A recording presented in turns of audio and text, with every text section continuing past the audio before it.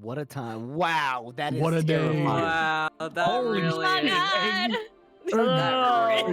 shit. This guy has to sit. I'm sitting beside this guy. Can we switch seats, y'all? What is your problem, dude? No. I What's think wrong you're with me? safer. Laser, just rub his head a little bit. He'll give you good luck. Yeah, It'll be good luck. Yeah. You don't like Shine that bitch. It's just, you Come know. on. Oh, Come on. no. I think you're safer up there, honestly. Oh, I'm just watching the Safer screen on delay the of other it. side. That's insane. Yeah, actually, I want to keep that one, Nate. If you could fix it again, yeah. I'm so sorry. A second. I forgot to ask. Yeah. Anyways, hello everybody. Hi, everyone. Hello. How are we today? Welcome to the Q&A session. That's Yeah, not weird. Alpha.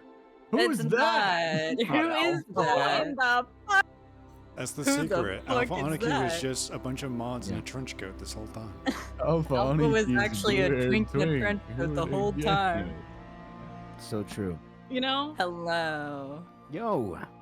Welcome everybody. Sure. I am not Alpha. I am Eros. I'm one of Alpha's mods and personal assistant, friend to the show, and I will be hosting your guys' Q&A podcast today. Yippee. it? Yippee. Yippee. Yay! Everybody had some questions submitted from the community. I have a list here for you. There were And, quite a number. I took there a peek were at a it last lot. night. It was a fucking ton. There were a lot. There were more than 2, which honestly is a more than success in my book. one. Yeah, agree. honestly. I think that's fantastic. Don't laugh, Nate. Don't laugh at it. No one's noticed.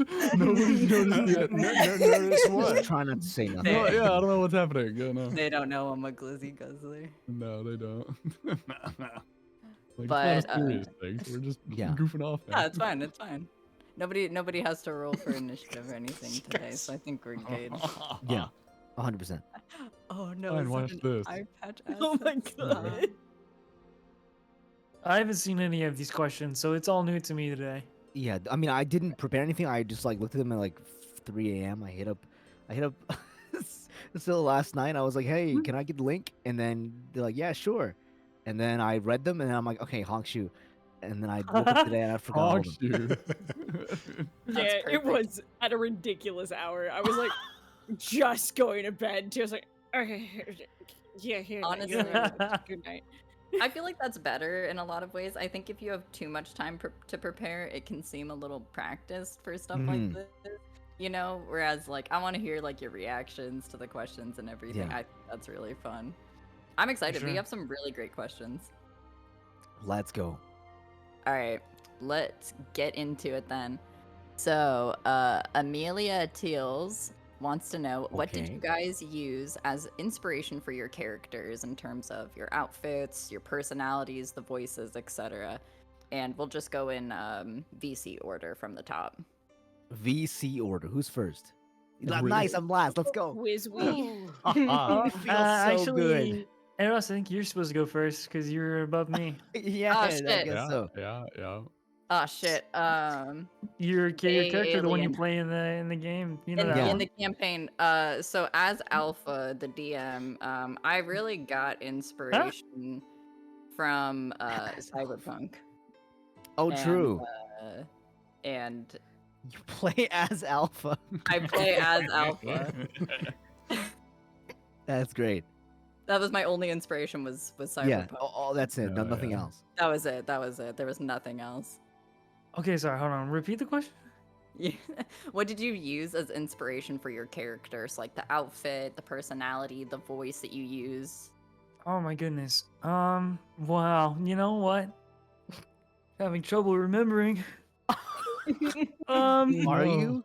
Yeah, I am, dude. Okay, so look, for the design, the outfit and stuff, I mean, I think I saw someone recommended me this, like, I was describing the kind of character I wanted, and then someone said it reminded them of this anime character, and I looked up this anime character, and it had, they have, like, it's this, like, really lithe dude that has a ton of these runic tattoos on him. I was like, that's Ooh. awesome. That's what I'm gonna do now.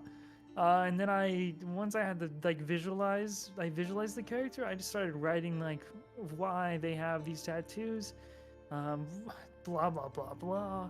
Blah So- blah blah blah. Whatever. You know. So, Bob's like- your uncle. What else inspired the character? Shit, dude, I don't even know. Lots of anime. I just watch a lot of anime. Okay. This guy watches too much anime. Fuck, dude, I got put on the spot on the question. Oh my god. Okay, so we're starting with Grizz for every question. Got it. Yeah, this is so good. Ah! This is so good, dude. Dude, I don't even know how to answer. Oh man. No, you're doing a great job, buddy. You're doing a Proud of great you. job. Ready? Oh fuck. Out of you.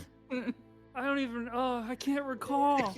I'm sorry, I can't recall. I think that honestly though, like that's so fair because I've made so many D&D characters and it's like you're saying like you just kind of have these like nebulous concepts. And like I think it's so fair Mhm. though, right? Like with anime especially, like when you watch a lot of anime, I feel like it just gets so stuck in your brain and they all just mesh together. Like it totally makes sense that you're just like, I don't know, man, I watch anime. That's how it happened. Like Yeah, you know what? I think there's. I think really it's a long. I've made a lot of characters. Yeah. For like different campaigns and stuff. So this one, Zephyrial, it feels like a mix of a ton of different ideas that I've had in the past, and I've just like retextured them in a new way. And then once oh, you know what else inspired it? Oh, I here we go. really, We got something. yeah, I really wanted to. Fuck you, dude. I really wanted. I wanted to play the blind fighting style that paladins get to choose. Oh, yeah. But it actually be Wow. like their specialty and not Mhm. necessarily like a boon, if that makes sense. I don't know. right. I thought it was a really cool concept to be and to have such a, I don't know, what is normally a like really difficult to live with, Mhm. and Mhm. then be like have spent the last 10 years of your life mastering 10 feet of blind sight. And like it's I feel like it Absolutely. puts so Yeah. much more weight on that fighting style than normally. Because if I Mhm. wasn't blind and I had blind fighting, then like anytime we would go somewhere, I'd just be perceiving and be like, hey, is anyone invisible around here within 10 feet? Anyone invisible? I can see people that are invisible. Yeah. And then maybe once in a blue moon we get hit with a fucking darkness spell. I'm like, it doesn't affect me, and that's it. I don't know. That's kind of what inspired the character at first. I think I was like, I want to play Paladin. Never played it, and this is the fighting style I'm gonna go with, and I just kept building it from there. I think it's cool that you chose like the whip too, like the reach weapon, Yeah, because 10 you have like feet, 10 yeah. feet, so you can like, utilize all 10 feet instead of just using 5 plus like I also think 5 it's cool extra. too, man. But you know what? These whips, they should be doing way more damage than 1d4. I mean, He's mad. yeah. I am a little mad. I'm a little mad. What if someday they take my whip from me, and then what am I gonna do? Like divine smite my fist or something? Yeah, What am I you gonna punch do? him in like the your face. blindfold. Divine imagine? fist, Divine Can you fist imagine slap. Zephyrial with like Here 10 you foot go. long arms? Nate, get that hat off me. His I have long, my- useful I have arms. a better hat for you. Don't worry. No, I think that's a great answer though, Grizz, honestly. Like I remember you and I talked when you were making your character Yes. Oh my god. and you Real good fun were that flavored divine punch. Stop. I love I'm getting a that. little cold. I over would here. drink think I that need a hat. honestly. I would too. But you were, because I'm legally blind and we were talking Mhm. about like your interest in that. And I think what you've done with it is really fantastic, and your interest in it and wanting to take strength from something in Yeah. that way, I think was really great. So honestly, I think the inspiration you took really made such a cool character. Yeah, you know what? Shout out to you for helping me and talking with me about that, because even now I still think about so I mean, can I reference something you told me in our convo? Yeah, Is that okay? absolutely. Okay, cool. Yeah. I just think about it how you mentioned that not everybody who's legally blind or has blindness like feels empowered by it and wants to live with it. Like there are tons of people who would, take it back in a heartbeat if they went blind midlife or etc. And that has stuck with me because yeah, I think there's a part of me that I feel like Ray has trained really hard and has like made an oath surrounding that kind of training Yeah. to conquer this how do you put it? Just to conquer this fucking sudden not pushback, but like This condition road that's been bump. put Yeah, on condition. him. That's the word. And part of me thinks like, yeah, it would be, as you said, wonderful to be able to see again, to see what he looks like as an adult, since, I don't want to get too much into it, but see what he looks like, see what the world looks like. Trying not to spoil my own shit. Yeah, And, I mean, if I it get could that. work, I don't just say you don't want to, you don't want to say it. No, for sure. But at Yeah. the same time, if it was his main focus, I think it would break his oath at the same time, Yeah, which I think will absolutely. be fun to Mm. explore at some point. Yeah, Anyways, I that's can't wait mine. to get into that. No, thank you. Honestly, that's No, you thank started off slippery, but you Yeah. really got there in the end. It's a great Me. answer, I honestly. had to get the Started oil off in slippery my and Marker really brain. Ray. dry. Nice. I had to drink oil Had to drink oil. with the gears in my brain turning. Honestly, it works every time. Hayden, what about you? What did you use as inspiration Welcome. for Argentum? Personality, voice, outfits. Ooh. So Argentum's concept literally started because I ran a one-shot forever ago where Mm. I had never heard of a Kalishtar before. And a player came to me, they're like, hey, I want to play a Kalishtar monk for this one shot. I was like, okay, cool, let me Wow. read up on that. And I Ooh. thought it was the coolest shit. I was like, that's a fucking cool race. That's awesome. And then my friend Logan came out with the class The Inscriptor. And my little noodle started working. And I was like, what? How cool would it be to combine those two classes? Like that race and that class. I think that would make a lot of sense. I think that would make just for fun storytelling. And then from there, that's usually kind of how I build oftentimes. Not always, but is I'll think of like race and class that I want to play, and that'll kind of inform how I build the characters from there. And in Yeah. terms of personality, I knew I wanted them to be a writer because of Inscriptor. So it's like, okay, why do they write? Just asking myself all the questions, like, why do they write? What kind of stories do they write? Okay, they're a mystery novelist because that's the subclass I want to do. Okay. Yeah. And from there, it was a lot of Jonah and I. He came by and we're just chilling on my couch, just brainstorming. And I was like, okay, so here's how I think they would be. And then we rolled off a random table for what the personality of their quarry soul would be. Mm. Because he's like, what are they like? I was like, I do don't you know. want to roll off? Oh no. I don't know. Do you want to make it random? Do you want I to roll love off random tables? And companions. like, dude, me too. And honestly, like, I'm not going to spoil anything, Yeah. but so many details about Vivacry were purely chance that lined up so perfectly. Just so That's happened. fantastic. Yeah, it was great. But a lot of their personality just kind of came through writing their backstory. It's like, okay, here's where they came from, here's where they ended up. What kind of person would they be because of these events? How would they have been in childhood? Okay, because Kalishtar children are vastly different from normal mortal children in a lot of ways. I'm not going to go into it because, I'll It's save a lot of some reading, stuff a lot for of game. lore. It's a lot of reading, a lot of lore. Mhm. There's so much lore behind Kalishtar, and it's great.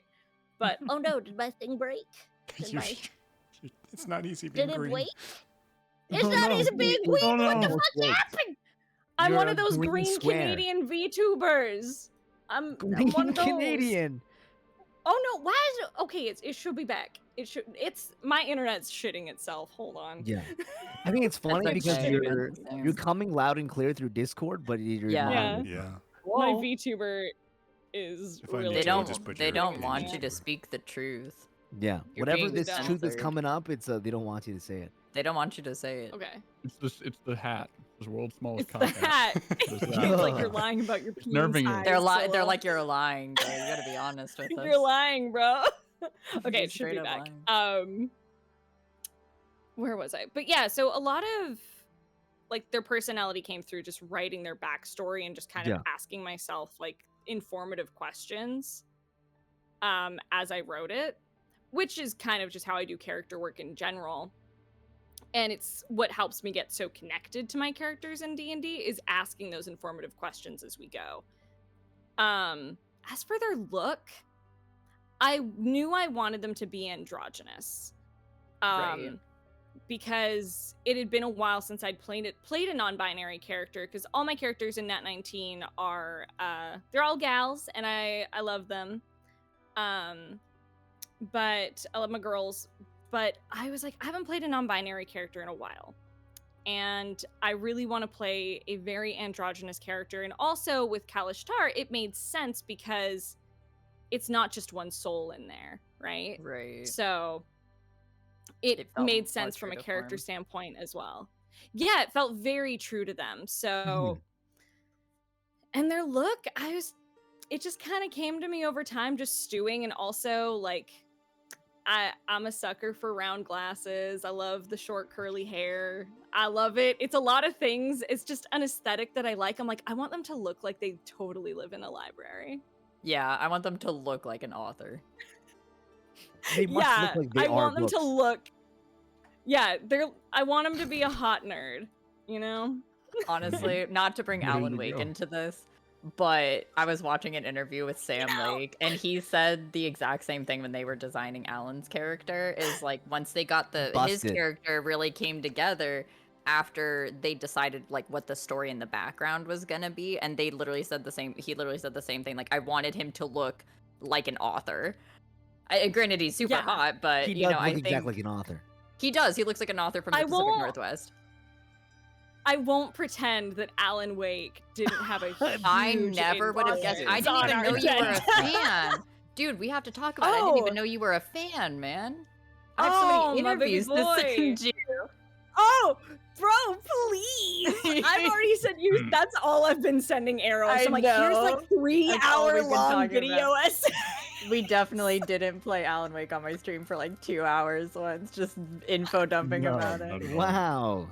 That's crazy. It's But that's the so best. true, though. But Sometimes yeah. you get the looks from the Yeah. background, honestly. Yeah, for sure. But yeah, there's my really long-winded answer. I'm incapable No, of it's giving great. short answers. No, that's This great. no. This is the same here. Don't worry. This stream is gonna be like 7 hours long. This stream Let's is going to fucking be at go, dog. 36 hours long, so I hope you all have your snack. Oh boy. I Speaking of don't, but 36 that's hours fine. long, Juzo, what about you and Sunder? What Did did you you use read? as don't worry about it. What did you use as inspiration for Sunder? Like the outfit and the personality and the voice especially. I'm very curious. So, in regards to Sunder, like I'm still a fairly new D&D player. I thought it was really interesting how like many campaigns I had watched previously with like tiefling characters, all of them either being like yellow, red, or orange. I wanted to make Sunder blue because I was like, you don't really see that. You don't really see it. Yeah. Yeah, they're rare in lore as well. Yeah. Yeah, exactly. Mhm. Honestly, I feel like the way that I came up with Sunder, originally he was going to be the comic relief character of the campaign. He was just going to be like the goofy son of a bitch. But as like we started doing campaign and everything started getting a little more serious, I was like, you know what? I want to be serious with this guy. I want to like create a backstory. And he's a very troubled individual. How I view Sunder is very much like an extension of myself. He can make jokes, but obviously is a little bit of a troubled background. In regards to his voice, that's literally just my voice. It's like it's my actual accent. the shit you guys hear right now, no.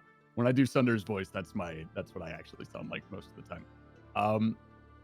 But yeah, just overall, I wanted Sunder to be a like memorable kind of character, kind of the like can't say die type attitude. Like, again, that's kind of showed in the campaign, especially him walking up to the boule while on his, last couple bits of HP. I don't know, just I feel like he's just more an extension of myself than really anything. The best That's kind fantastic. of character. Mhm. Yeah. You can like And I explore your own self while you're playing the game. I was literally just Exactly. gonna say, I think especially for new characters, that's something I always recommend, or new players is like something I recommend is like, it's easy to get into role playing a character if you can use pieces of yourself to ease into the narrative and the role playing aspect of D&D, and I think that's fantastic.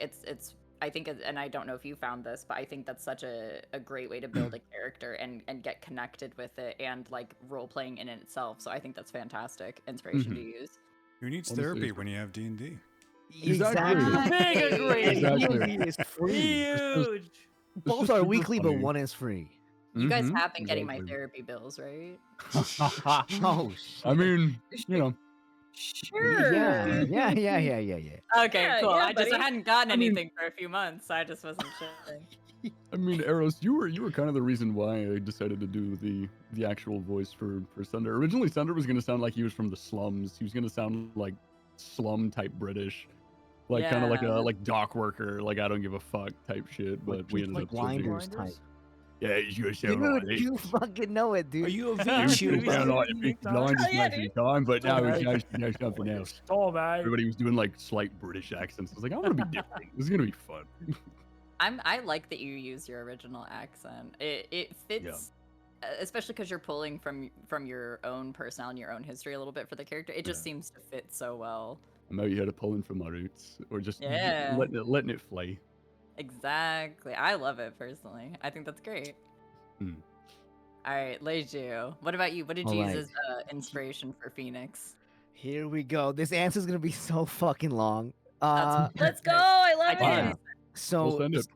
to start off, I guess easiest is probably like the character itself, like how they play, which is at this point everyone's already figured out they are a warlock with the undead like patron subclass, like it's, mechanically I should say, Mhm. not getting into the story or anything.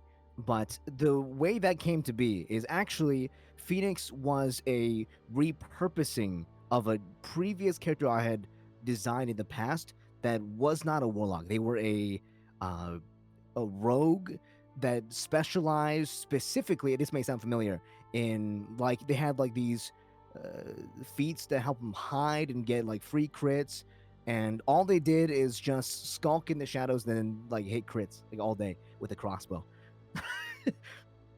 And so love I was that. like, playing a new, playing a new character. assassin. Yeah, kind of that like one shot big damage type. I mean that's just like my favorite archetype of character. It's like big number go haha, So I changed that character. The original design was like this like Kenku rogue, and I changed that character into what this character is. It's pretty similar, but I added I wanted to make sure that they also had access to silvery barbs, so I had to change the class up a little bit. So the character in the class changed because I wanted silvery barbs. I was like, if they're just gonna shoot all day, their economy is gonna be weird because it's gonna be like, Right. action and then like no bonus and no reaction. Then all they do, You get so nothing. you feel like you're wasting in combat, Mhm. So, and I like fighting. I like killing people. Don't take that out of we all? context. High five. Same. Yeah, let's go, dude. I love seeing the light dim in their eyes as Leave I their choke eyes. them. Yeah, man. Perfect. But Don't we all?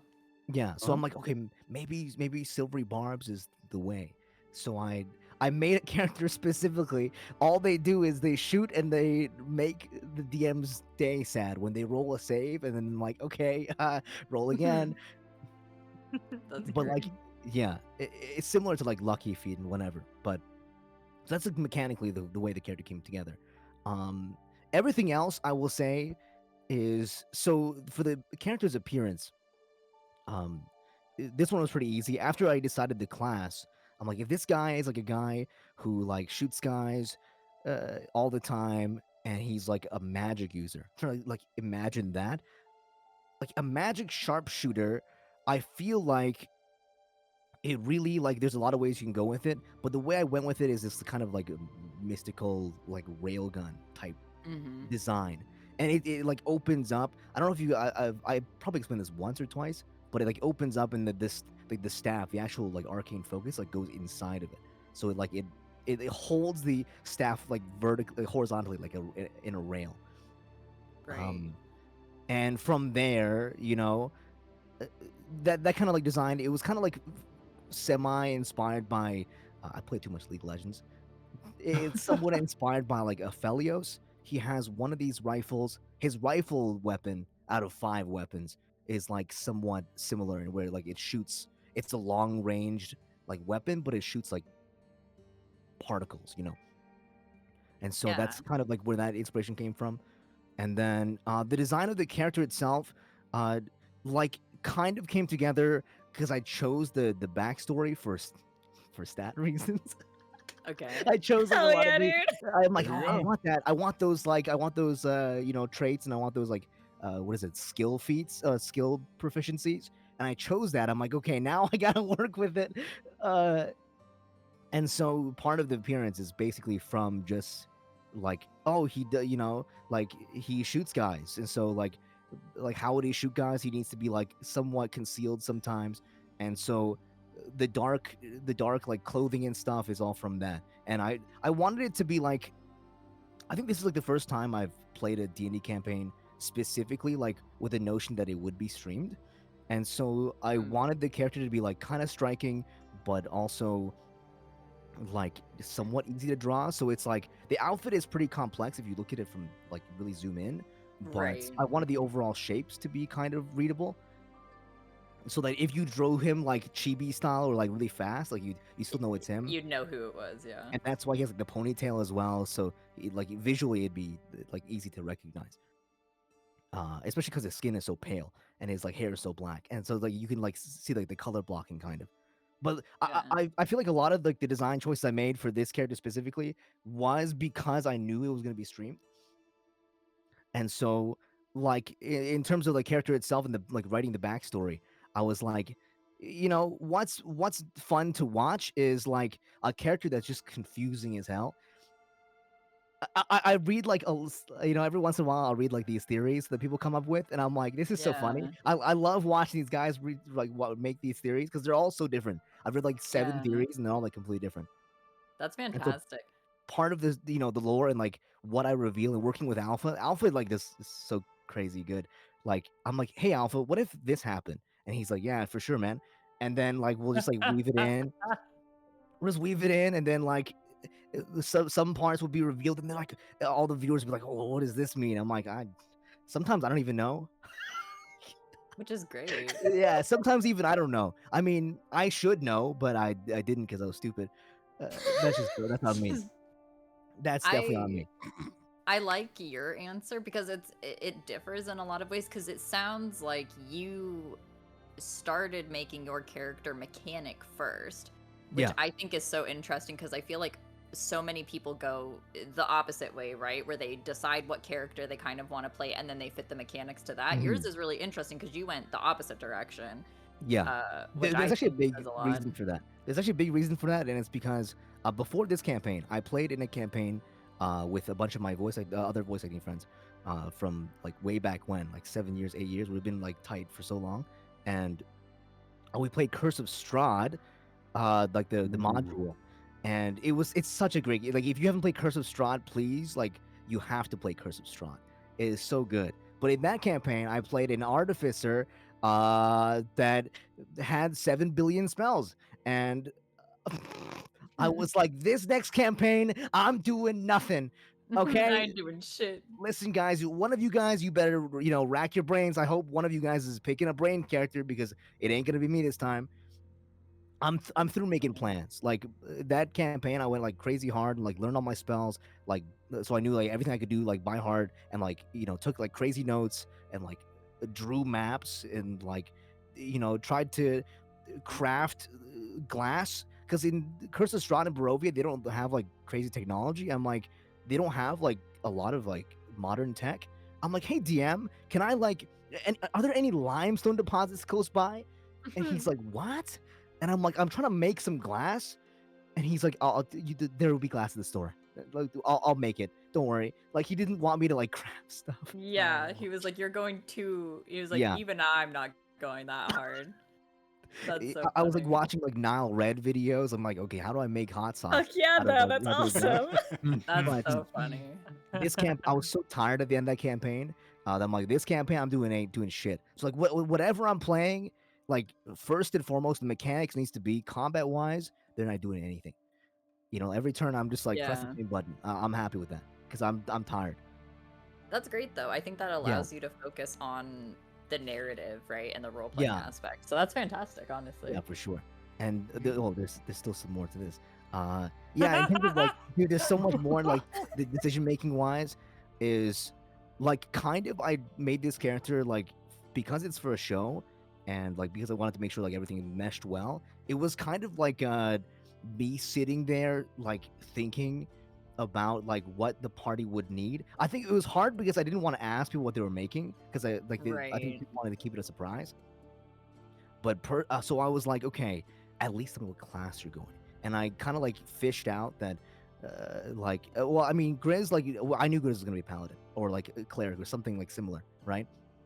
One of the two, like god-fearing types.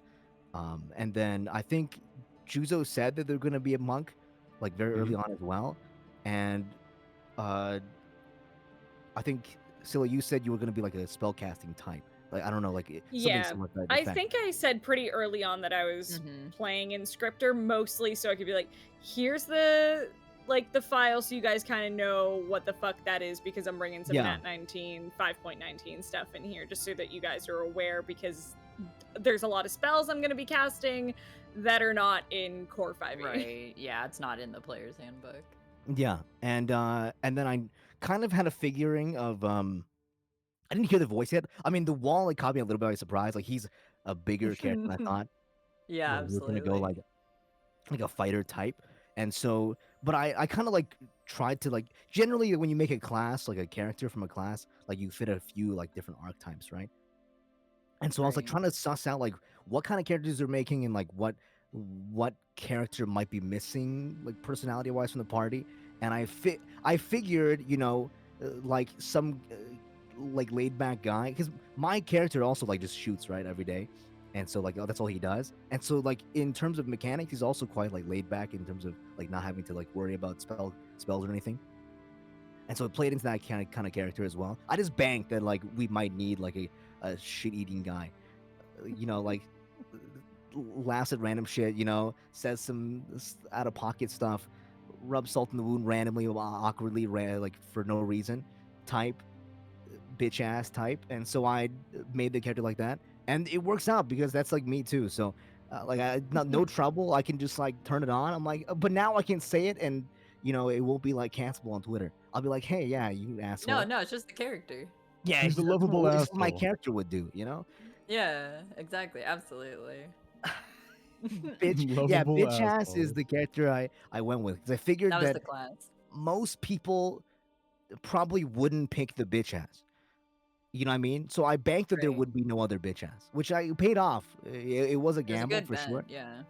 but I think like part of it was also like, you know, if I saw the characters, I actually asked Alpha to reveal me last because Mhm. I wanted to see what everyone else was gonna do.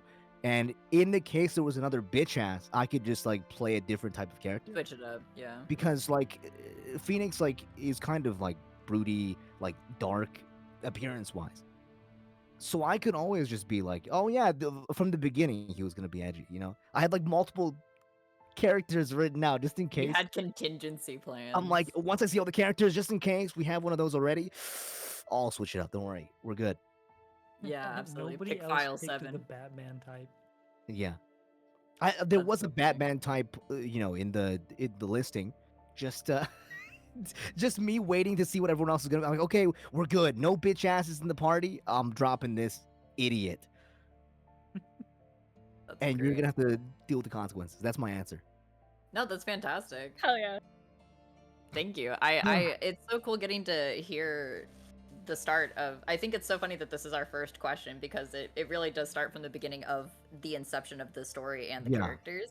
I think that's a great intro question.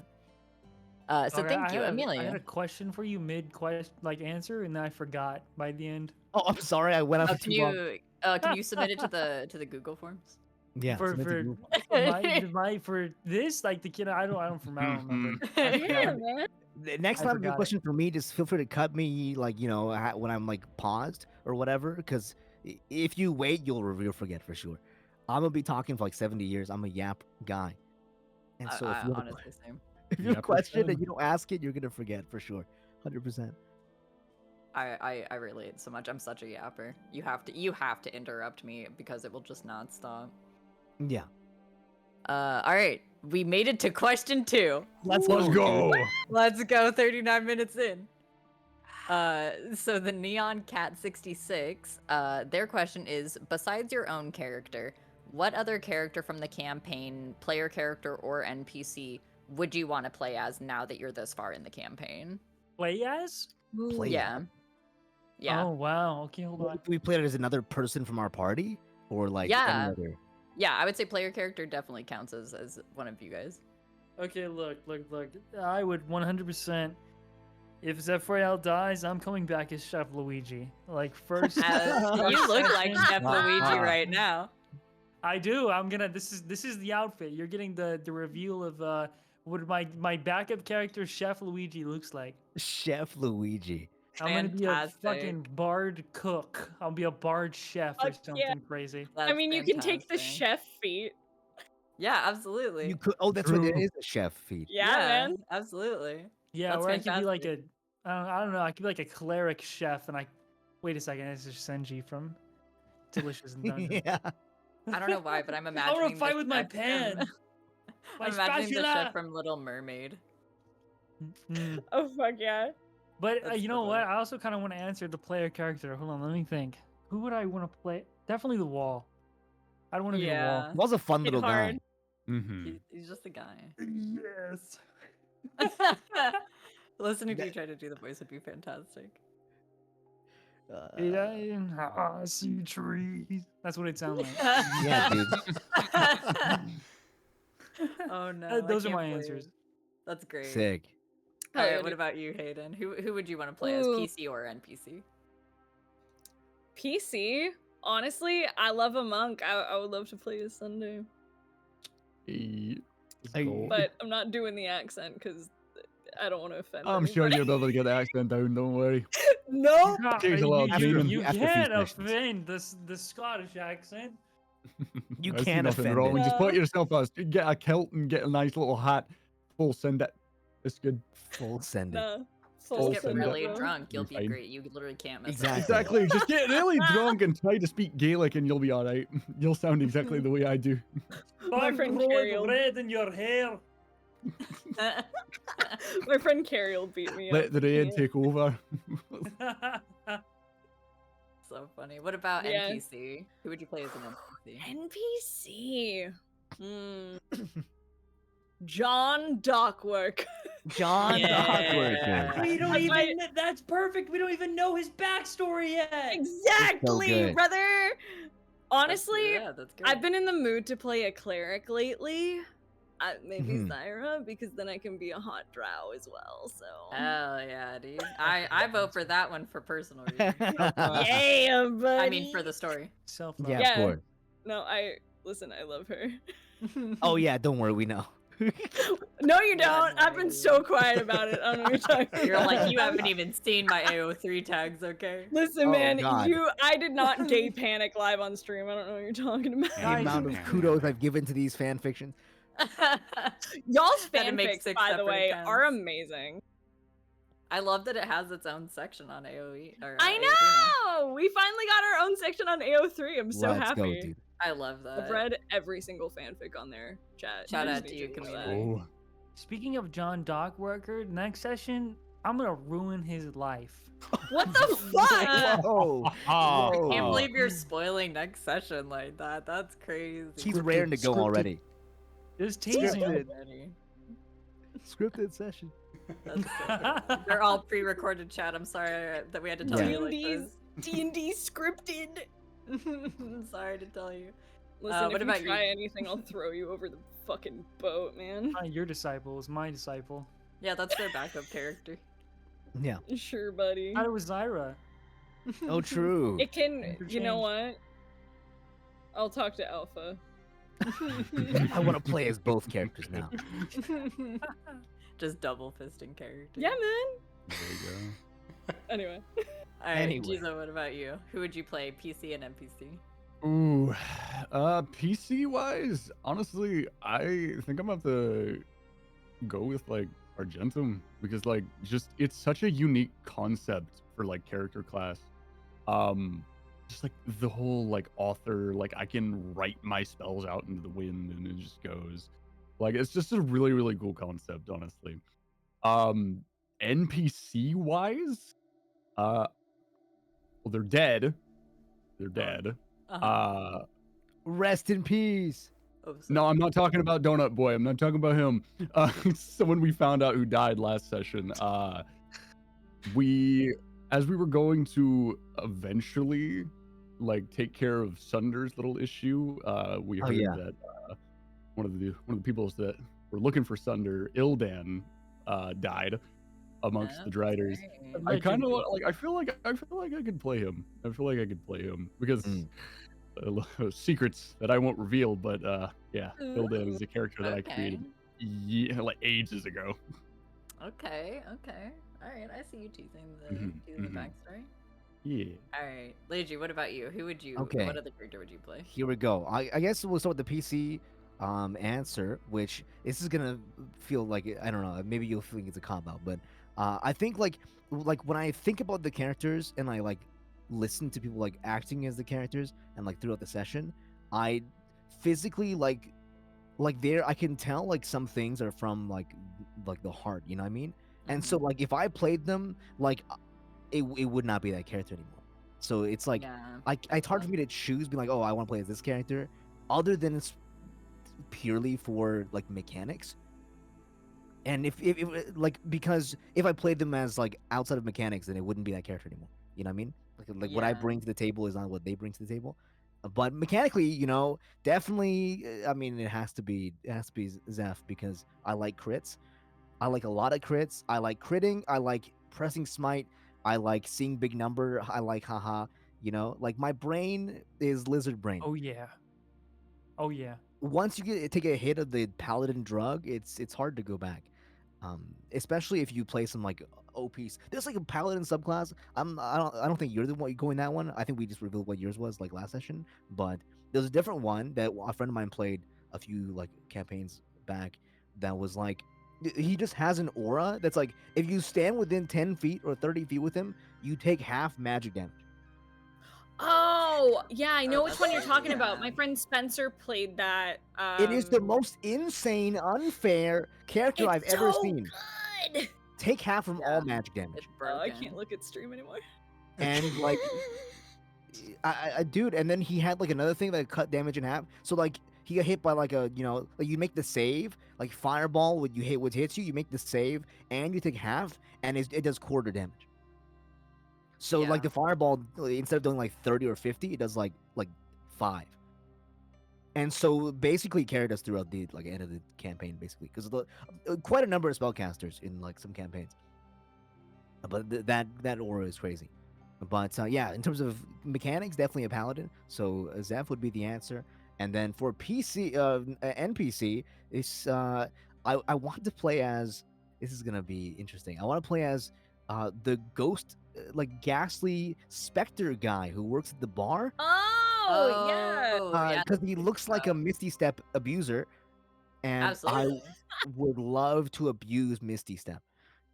Like all day, every day, just like, oh yeah, Preston. Like, he does it just like to deliver drinks. Like he's not bothered. Like I'm pretty Yeah, sure he man, could the do Misty shade's Step like great. 30, 50 times a day. Like that seems OP. Yeah, that would be fantastic. That's a good shot. I completely forgot about him. To be fair. Yeah, Those that's are great mine. answers. I love thinking He's about not that very kind of vocal. stuff. He's not, but he he steps. He's steppies. He's doing those shadow steps. Absolutely. And this is Shadows over Welde, so. Whoa, name drop.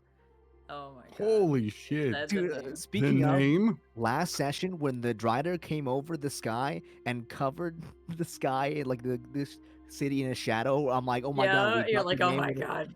This is the shadow over This Velda. is the shadow over Welde. Dude, why didn't you Shadow. say it? You should have said it. You should have said it. It would have been the perfect time to just immediately cut to like the credits or Shadow something. over Just- Velda. Yeah.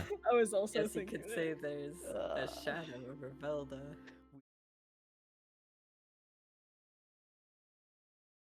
Please. Fuck, my bad. No, I'm scared It of was being a disruptive. serious moment. I couldn't. Nah, there's always. You always I can, say- okay? Yeah, You can there always is break the always serious time to moment. break I'd a do it. joke. That's so funny. Anyways. That's great. I love that. Mhm. So next question is from Drawfee File Names, Drop And, file names. which is fantastic. They want to know what would your character's lock screen be on their smartphone? Oh boy. Oh. Okay. So who wants to go Let's first see. with this one? I'll Oh, go. right. We I'll go always first, do that. guys. Oh, yeah. We'll, Okay. yeah, we'll go backwards okay. this time. Phoenix's lock screen is a monochrome picture of a random mountain that he found on Google Images. Perfect. Like one of the default Love Yeah, that come with like the phone. default grayscale mountain, like it's just Yeah. black and white, and then the sky is like black and white, and then the sun is black and white, and it's just the whole thing is just like monochrome. That's it. Super edgy. That's great.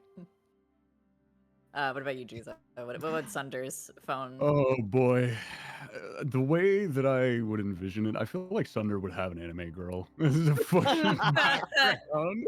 Hell yeah, dude. You definitely would. It'd be just really funny. Absolutely. God, what's that one girl from Black Lagoon? Do you know what I'm talking about? Oh yeah, I know exactly what Yeah. you're talking about too. Yeah, it'd yeah. be her. Oh my god, she's so hot. Anyways, Anyways, what about Revy you, Hayden? aside, Yeah, thank you. I couldn't remember her name. What about you, Hayden? What would Probably- Argentums? It would it'd be like one of two things. I feel like their lock screen would be like a quote of some kind that they think is like really profound or like something that like means a lot to them. And I think like their home screen, because I decided to go off book, obviously, would be like a cool like galaxy almost. Ooh. Probably. I'm just Looking imagining kinda an like their Alan Wake eyeballs. manuscript page. You know, I'm taking that. I'm stealing that instead. It's a cool like It's what you said. yeah, manuscript, but it's like an Alan Wake 2 one where it's got like all like the scratches Yeah. out and shit. Yeah, absolutely. That's great. I love that. What about you, Grizz? What would Zeph's be? Yeah, okay. There's three possibilities here. Okay. The first one, just a black screen. Just nothing. Just The the second- default screen. That's the second. The second one is just the default, whatever, that like the gradient blue of colors. swirl, yeah. Yeah. The third one is an accidental low angle selfie. Yeah, absolutely. You low angle selfie and put that as your lock. That's crazy. On accident. Like, yeah. On trying to accident, figure like out, that the He doesn't swipe. know how to change it. Yeah, trying to use the finger Not at gestures all. and stuff like that on the phone. And I then don't know. yeah. I don't know why, but I was waiting for you to say a Braille one. Just like no. It's just a picture of Braille. They can't actually Yeah, feel they it. can't touch it. It's a picture of Braille. Oh no, that's so good. Okay. This is a Zeph specific question. Ooh. How did Ooh. Zephyrael fly with bone wings? Sorry. I just put the blindfold on with the glasses and it fucking Oh, got me. man. Wait, when did Zephyrael fly? With bone wings. Right, when did I that don't- happen? I don't In know the, if in I've the ever Coliseum thing. Yeah. Did he fly? Zephyr, if anything's, Ray may have like slightly lifted or levitated off the ground. I wouldn't say it's flying, more just like being risen with power. Oh yeah. Yeah, Zephyrael cannot fly. Yeah, I couldn't remember what the mechanic was, so I think No, maybe it's the probably person just some misunderstood the- probably just some flavor of like, doing this big thing. Character hovers a little bit, but there's no flight happening there. Oh, actually, Yeah. that's more scary. Am I stupid? Huh? No, never mind. Don't worry about it. I was just wondering. I'm Okay. like, can Asmores fly? I can't remember. think If They you you, can. can. with style. If I you know take the Protector Asimar can. if Yeah. you take, there's also that's one of the Celestial Revelation options. I think will give you. I flight. see. Ah, yeah, makes sense. Yeah. I chose the dark one. You chose the dark one. I chose to be the fallen. Can you imagine like one of the sessions that just like poof them out, and I'm like, guys, I switched my Celestial Revelation, and switched they, it, they all yeah. grew back, all the feathers. New mod. Oh, I knew no. calling you Angel was correct. Yeah. Oh no, definitely incorrect. That's Haha. funny. Aha. Hmm. Alright. Ayako PNG wants to know, who is your favorite character from the campaign aside from your own, and Oh, why? damn. Unlucky. Wait, oh, there's more. Oh wait, can we go from lazy turn? Oh, It's Bottom up? I just Well, went. I just went. Okay, sure. I mean, I was gonna say Phoenix, but I guess I can't say my own character. No, I'm Nope, just, you I'm just, I'm cannot. just joking. I'm just joking. You're like cop out, Um, cop out. no. Okay, Other favorite than your characters own. so far in the campaign. It's a hard choice because I feel like a lot of like the NPCs in like this campaign so far have been like all memorable. So for Mhm. some random reason, like they all have some like tragic. I'm like, why everyone have like a really fleshed out backstory? You know, like some in a lot of campaigns, you know, like throwaway NPC 7 would just like Mhm. be a guy, and then like Alpha, I'm like, okay, this is just throwaway NPC 8, and then Alpha is like, oh yeah, by the way, his crazy backstory about his dad was killed. I'm like, holy shit, Alpha like went way hard with the he NPCs. like was ready, you know. Yeah, Um, absolutely. but so far, does it have to be NPC or player character? It doesn't matter, like anybody, or like specifically Like NPC. any character, just not Okay. yours. I will say, okay, I'll go with an NPC answer. I think it's fun. I'm a big fan of Jockey. Although we don't get to see him very often, he's like he's a funny little guy, you know. And he also has like a, you know, not like a too super like sad backstory, but like he has one, and he has like a whole family of dudes, and Yeah. I'm like, now I don't want to kill all goblins, which sucks. Like normally He I'm like changed all Phoenix. for kill all goblins, but maybe, you know, maybe We'll let this one gobbo live. yeah, well, this one goblin can live. I'm That's not the great, goblin that's slayer, unfortunately. Hey. Damn. Exactly. I heard that, Aiden. That's great. Giza, what about you? Who is your favorite character aside from Sunder? Honestly, I think my favorite character so far has just been Kelly. Like, I like the idea of like who Kelly is. Like, because we don't really know a whole bunch about him. I mean, I don't really. Mhm. He's like this he kind of gives like vigilante vibes. Kind of like the Batman of Yeah. the Bronco, Yeah. which is really cool. I'm Dark like more hero. exactly. I'm like super curious as to like what Kelly's like backstory is. The same with like how he ended up getting like the Bloodhawk. Like I'm really curious about Lester too. I don't know, there's just so much with Kelly that is just yet to be answered, and it makes me love his character so much more because of that. Yeah. Yeah, Mhm. I think Kelly would definitely be up there for me personally as like favorite character if we were only Mhm. picking NPCs. Yeah.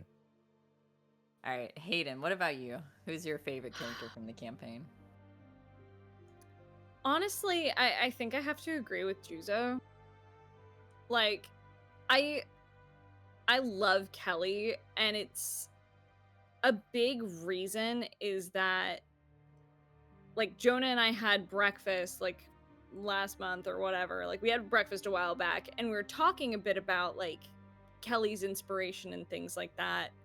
And part of it was how Tolkien writes his men, which is like they are very like emotionally in touch Mhm. with themselves and things like that. Mhm. Where like we talked a little bit about like when Kelly like grabs Zephraiel's hand, and it's like that gentle touch where it's not like a Mhm. romantic touch thing, it's just connecting with other people and things like that. And I think you're just awful, so you know, anyway. Yeah, cry about it. I love Kelly for that reason because I'm such a Tolkien fan. Shocking, I know. 100%. I would never have guessed. But yeah, close second, obviously, shocking no one, is Zyra. And no, it's not just because I think she's pretty. I think her character is very, like, she's interesting. She has, like, she and Argentum have some overlap that I think makes them, interesting to play together because they both sort of put on airs a little bit. Yeah. But if they get flustered, that shit cracks so hard, and I love that they have that parallel. And also, I just think I love the way Jonah plays her. So I think, like, my favorite characters are, like, easily Kelly and Zyra. What? Sorry, I get jump scared with humor by Juzo like every time I swap back to the just chatting screen. Actually, Actually, don't get jump all. scared. Personally, it Actually, sounds like it's forehead. still you, not an it's me. That's great. Grizz, what about you? And also, I give am me 1 second, sensing I'm some gonna go grab bias water. here. Fireball. yeah, of course. Fireball. That's my favorite NPC. The one little mud guy. The fireball. The one little mud guy. I know the question asked for favorite character overall, but I think everyone's player character is so fucking wonderful. It's like choosing between your favorite friend, and while we all do it in secret, I'm not gonna do it out loud, obviously. Yeah, I mean they know it's me, right? So Yeah, Grizz texted me, told me it's Yeah. Argentum. so we're moving. So my favorite favorite character. Let me think a second. I actually don't need to think at all. It is Veyron. I was waiting for someone Bro, to say that. yeah. Yeah, Veyron has gone on a journey, Yeah. and as far as like, he's just been here as long as all of our characters have, and that's that one session. The most recent appearance of his was actually so freaking intimidating, and his like patheticness contrasted in the session before that is just so wow. I love it. Yeah. Because he's Yeah. like, you know what it reminds me of? I guess it's kind of like Homelander in a way. That kind of Oh, no. written, Like little that bitch ass, yeah. yeah. That Dude, little Dangerous baby boy. bitch ass is a fantastic character trope. and that I is think he such finally a fell good, into yeah. that. And they're both mama's boys. That's Mhm. true. True. Shit, you right. Sure. There, I think, yeah. Go ahead. What? no, I was just gonna say, I think I agree with you. Honestly, I think that would probably also. I know I just said the other one, but like, it's such a great character. Like a character that has this just undercurrent of danger, but it's covered by just bitch assness. You know what I mean? Mhm. Like, I think that's such a great character trope. I agree 100%.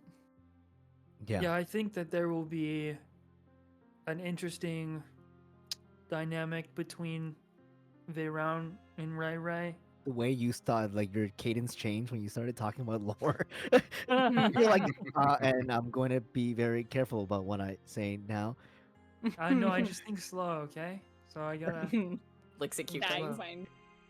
But yeah, no, I think it'll be interesting between those two characters. Mhm. Yeah, for sure.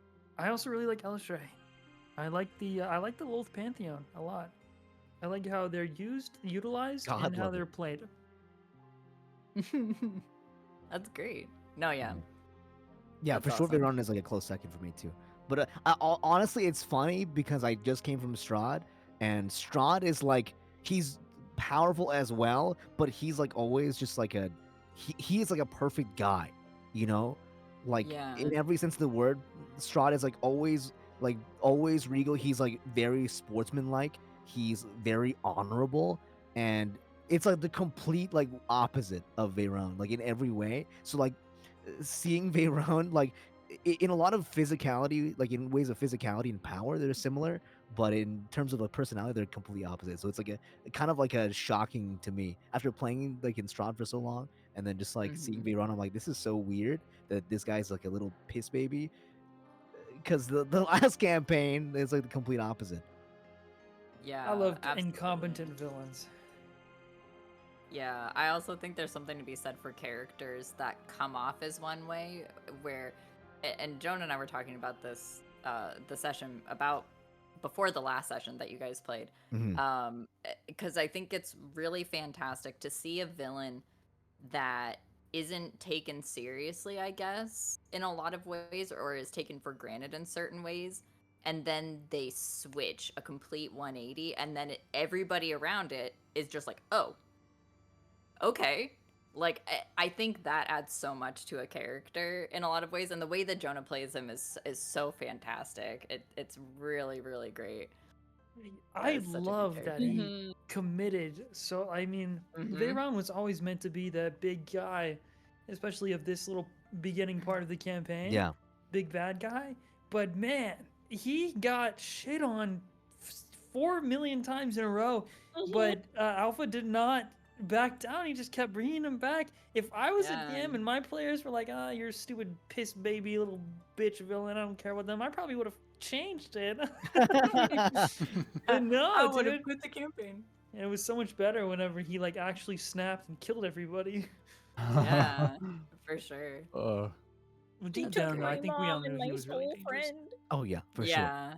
Yeah, I mean, you don't have a Yeah. big bad of a campaign like this and just have them stay that way. I think everybody He's was just playing waiting games for the with shoe to us. drop. Yeah, Just having fun at the That's beginning. Oh. exactly what it is. Mhm. yeah. Just fucking around, and then whenever he actually has that moment where like all cards are on the table, he's going to fucking go. Like Yeah. Mhm. he's just playing with us at this point because he could kill us at any moment. That was Yeah, shown that last very fucking quick. fireball light spell altered my character's course of Oof. action for Ah. certain. Especially Mm. then right after, whole city is in flames with giant driders everywhere. So yeah, we need to guys, actually after last session I went and bought Sun Tzu's Art of War. Oh, really? Have you not read it? Oh hell yeah! I'm so serious, dude. Veyron, That's you're going fucking great. down. Grizz, I It's need a you to great bring that when read. we go axe throwing, dog. I will. I will bring the book. I have it. That's Fuck yeah. fantastic. Also I love highlighting hearing and that. bookmarking. Guys, don't tell Jonah about this. Don't tell him that I have the Art of War, and I'm gonna be secretly fucking plotting Yeah. using Sun Tzu's wisdom and methods.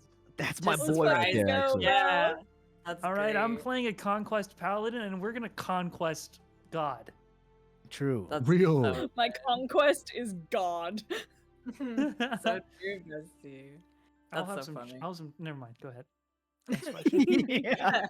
So this one we kind of sort of talked about a little bit when we were talking about what you used as inspiration for your characters. Mhm. But just to like kind of more directly touch on it for you guys, Scraplakemi, I think is how you say their name. I'm so sorry if I butcher any of your emails. Nope, we didn't have like a section for names. I apologize.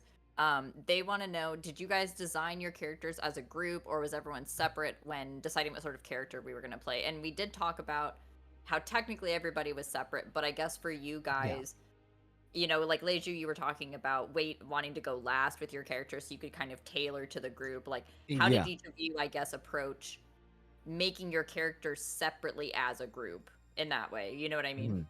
I guess I will go first then, since we're kind of like segue. But yeah, I didn't know. I know in some campaigns, I think it really depends on like the DM as well and like the players.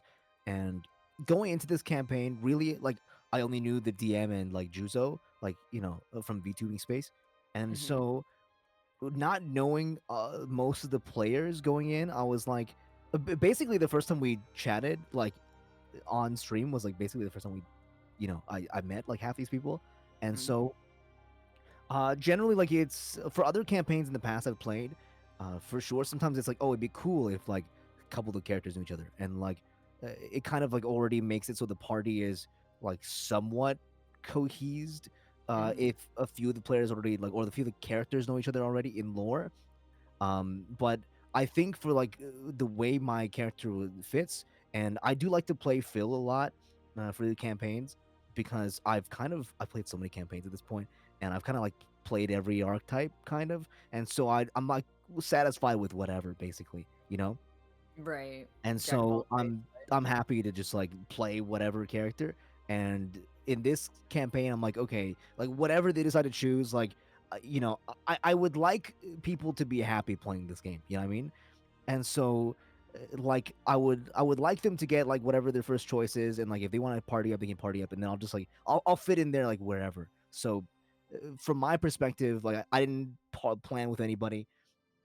I just like decided to like gamble. I mean, I like gambling, guys. Uh, I play like 70 gotchas, and I like gambling. I like spinning wheels, and so I'm like, I would like to gamble on my players. Maybe whatever shows up, it'd be like a nice surprise.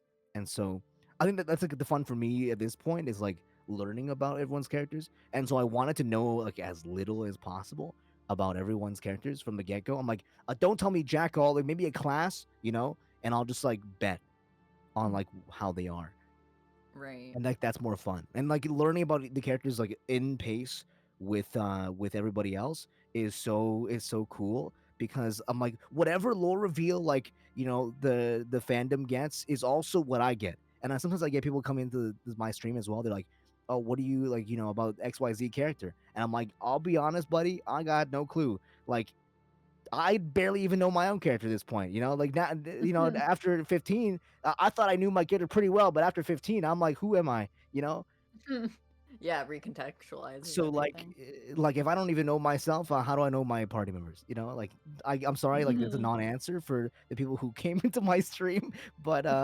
like whatever you guys get is what I get. So it's like exciting to like get reveals like every week as for me as well. Yeah, you're 'Cause discovering as much as the listeners are. Yeah, because otherwise This it'd be like kind of boring, right? Yeah, Like if this you don't group learn. of this party, everyone is a stranger, basically.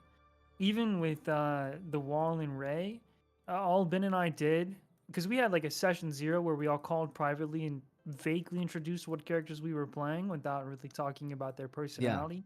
Just like vaguely said like, hey, this is Mhm. what kind of character I'm playing and probably how I'm going to play. Um, and then that gave everybody enough of a vibe to continue Yeah. working with the DM on the rest of the specifics. But like just for Right. even like the Wall is a stranger to Ray, even though like we technically started together Mhm. and met before the session started. But all Ben and I did was he messaged me a few important character traits and some things that I know about Wall just from traveling for like a few weeks or a month or so together, and I did the same. And that was pretty much it. But Yeah. like I never knew about Wall's freaking spoiler warning. His old Mhm. um, the fact that he led a group of warriors into battles and one of them died or all of them died. Like I didn't know that as Ray. So we're Yeah. all pretty much strangers. Yeah.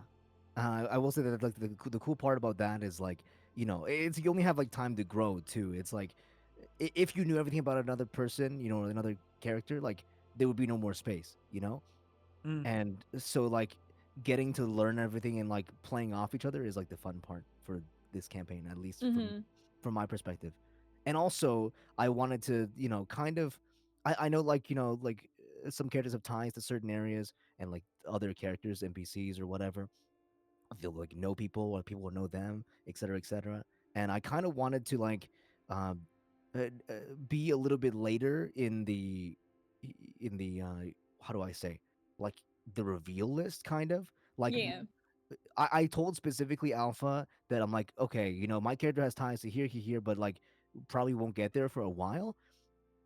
And that partially that was also because I'm like I want everyone else to like to get their hooks in as well, because I'm not sure, like for me I'm happy waiting, like I could wait literally like 50 episodes without revealing anything, you know what I mean? Right. Like Yeah. I don't need those kind of lore hooks to like be in a campaign or play D&D. I'm addicted to this game. And so but I would rather everyone else, like in case like they need some hooks, to like get themselves Right. going, like because like the hardest is like the first few episodes, right? And so I'd rather they not like lose steam. And so I'm like, okay, I'm happy going like later on and like having ties elsewhere and not with the rest of the party, because that's slow. Like it increases the speed of the other characters and like postpones my character so that like they can get their like licks in first. Right. Yeah. I think the way that the group was put together was really interesting because like it's what you guys were saying, where most of the time when you play D&D and you have a campaign, it's very rare. I in my experience at least, I've only been playing for like 10 years. Like I think it's most of the time you 10 have at years. least some ties. Well, I mean, like I know Hayden and Joan in particular have played for I think probably longer than Nate too, I guess. Mhm. Yeah, I've played But for a long time, yeah. yeah. But I think most of the time you try to have at least some kind of loose connection between the characters, even if the players don't know themselves each other very Mhm. well. I think oftentimes the norm, right, is to have some ties so that way the narrative is a little bit more cohesive. And so I think this campaign in particular is so interesting because you guys, both player-wise in certain aspects and character-wise in certain aspects, did start as strangers, and I think it's, in my opinion, made the narrative and the role-playing between you guys more natural in a lot of ways, in my opinion. You just added a web item. I love that now that you've learned how to add items. Oh. That's It's just so what you're great. doing. I love it Spending so the much. whole session just No, adding it's items. not. He's on the sauce. You weren't supposed to see that. No, we did. Nah, we see everything, Coxgun. baby. I I think don't know what to just happened. I think to add my 2 cents in really Yeah, fast, just absolutely. on top of that, I think you guys not knowing each other or having a backstory that's shared makes you guys galvanizing the group together with Veyron and all this stuff that's just recently happened more impactful because it the last few episodes have really galvanized this as a group now. Before it was just a bunch of ragtag people and you guys were just going along the same way. But now you guys actually have a purpose to be together now. You have a party. We have, like, a- Unfortunately. Yeah, I'm, it sucks. It sucks. Stuck with you. Yeah, I think us not knowing each other, like, to jump off that, I think us not knowing each other is really added to the story. And also I've I gotten some agree. cool ass friends out of it, so I'm down for that shit. True. But Ooh. I think like Who? shut up, fucker. Crazy. I know where you live. I'll fight you. Crazy. But I think it's been really interesting for like character reveals as well because we're not as used to the kinds of characters that we play. Like I didn't know like we don't know each other's tendencies at the table. Like I've been playing with Nat 19 for it'll be 4 years this October, which is insane. I've been with Nat 19 for 4 years now, and I've started to pick up on like certain patterns that certain players have. It's like, oh, so and so tends to like jump into more the leadership roles, or this person plays like the quieter characters usually because they tend to be kind of a quieter person, and like this like my girl Carrie is kind of a wild card though. She'll play like whatever, which is great. But like you kind of pick up on people's tendencies and their patterns as role players too. And I think this party really feels like strangers in the best way because we don't know each other's patterns. So it makes those little moments and those little reveals even more impactful. I agree. Because you have no like foreshadowing in a way of like how someone plays. So I You think have that makes no it really, basis really for fun and comparison. yeah, you've no basis for Yeah. comparison. And I've loved learning all the little things about y'all's characters because it's given me so much to chew on like as Argentum, and I cannot wait to pull on like different threads with y'all because it's so good. Yeah. What about you, Jizo? I know this was one of your first, if not your actual first, like consistent campaign where you're not just showing up as like a one-shot character. How has it been making a character, I guess, separately from a group, but then also forming it cohesively as a group as the story goes on? How's it been? For me, it's been really fun. Because like you said, Arrows, this is one of my first major like consecutive sessions, campaigns. We like I've been in several one shots with a lot of friends. I am in another campaign, but this other campaign that I'm in, I don't really talk a lot because the character doesn't really have a whole lot to say.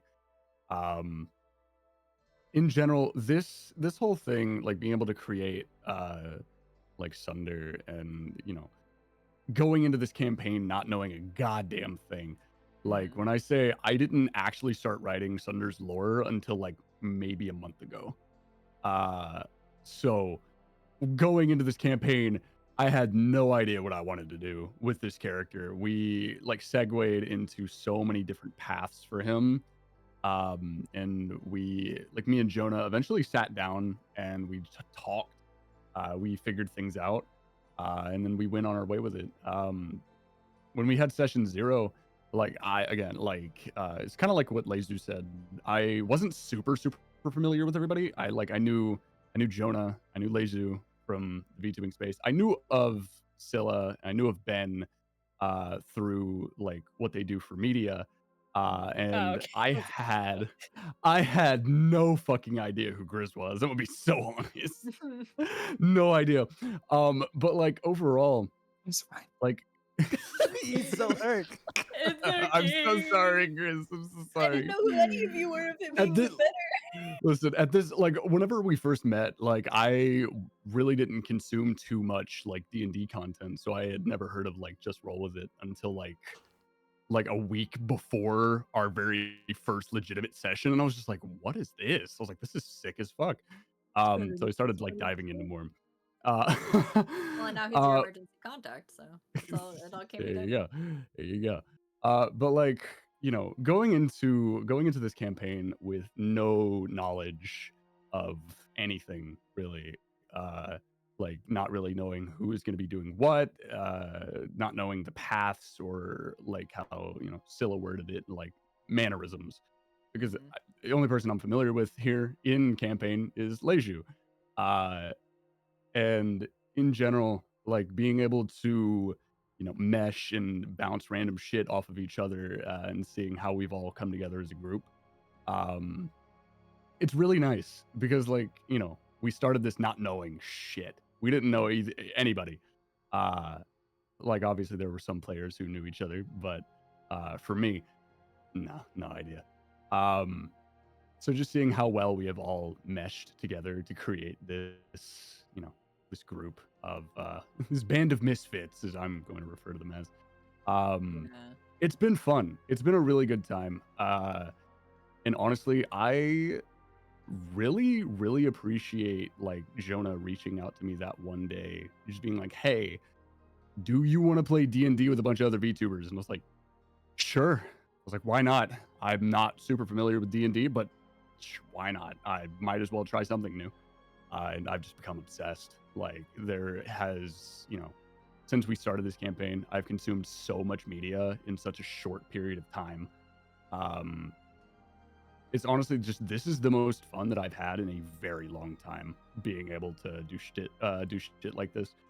And honestly, just, you know, having these little moments between our characters, whether that's like, oh, they're realizing one of these characters is traumatized, or like, you know, finding out small little tidbits and secrets about each other's backstories is really fun. It's like sitting here, just like sitting in a movie theater, and then like, you know, big turnarounds happen that change the plot entirely. It's really fun. You go in not knowing much, and then each session you learn little bits and pieces. It's really fun. I enjoy this a lot. Mhm. I agree, and I think this question leads so well into the next one for me, because I think when you have a group like this that have all come together both mechanically and interpersonally, going from essentially strangers in a lot of ways, you know, in characters and outside of characters, and then it creates this really natural progression story-wise and chemistry-wise as players and story-wise narratively, right? And Yeah. it's made some really fantastic moments of the campaign that I think have both surprised the audience and you as players. So it leads perfectly into I eat soap every day of the week's question, Yeah. That's an which is amazing not one of name. my alt accounts. What has your guys' favorite moment been so far of the campaign? And I know Oh that's a really boy. hard one because there's probably been a lot, There's many, yeah. but I think, like, in my opinion, I would go with the first one that pops into your head. Ooh, easily. The first thing that comes to mind, just because of how fucking tense it was Zephyriel and Argentum alone talking to Veyron. Because the stakes, the stakes were so high. That whole episode was so fucking tense. It was so good, and like I was so just like taken listening to like Juzo and Leju, like for y'all's stuff with Ryla, I was just on the edge of my fucking seat. But I think like my favorite scene that we've like done, or favorite moment that we've like had, is talking to Veyron, because it was so it was playing the game and having to actively listen for what he was saying and how he was saying it. Because I don't think we would have made it out if we weren't paying attention. You could say. It was so good.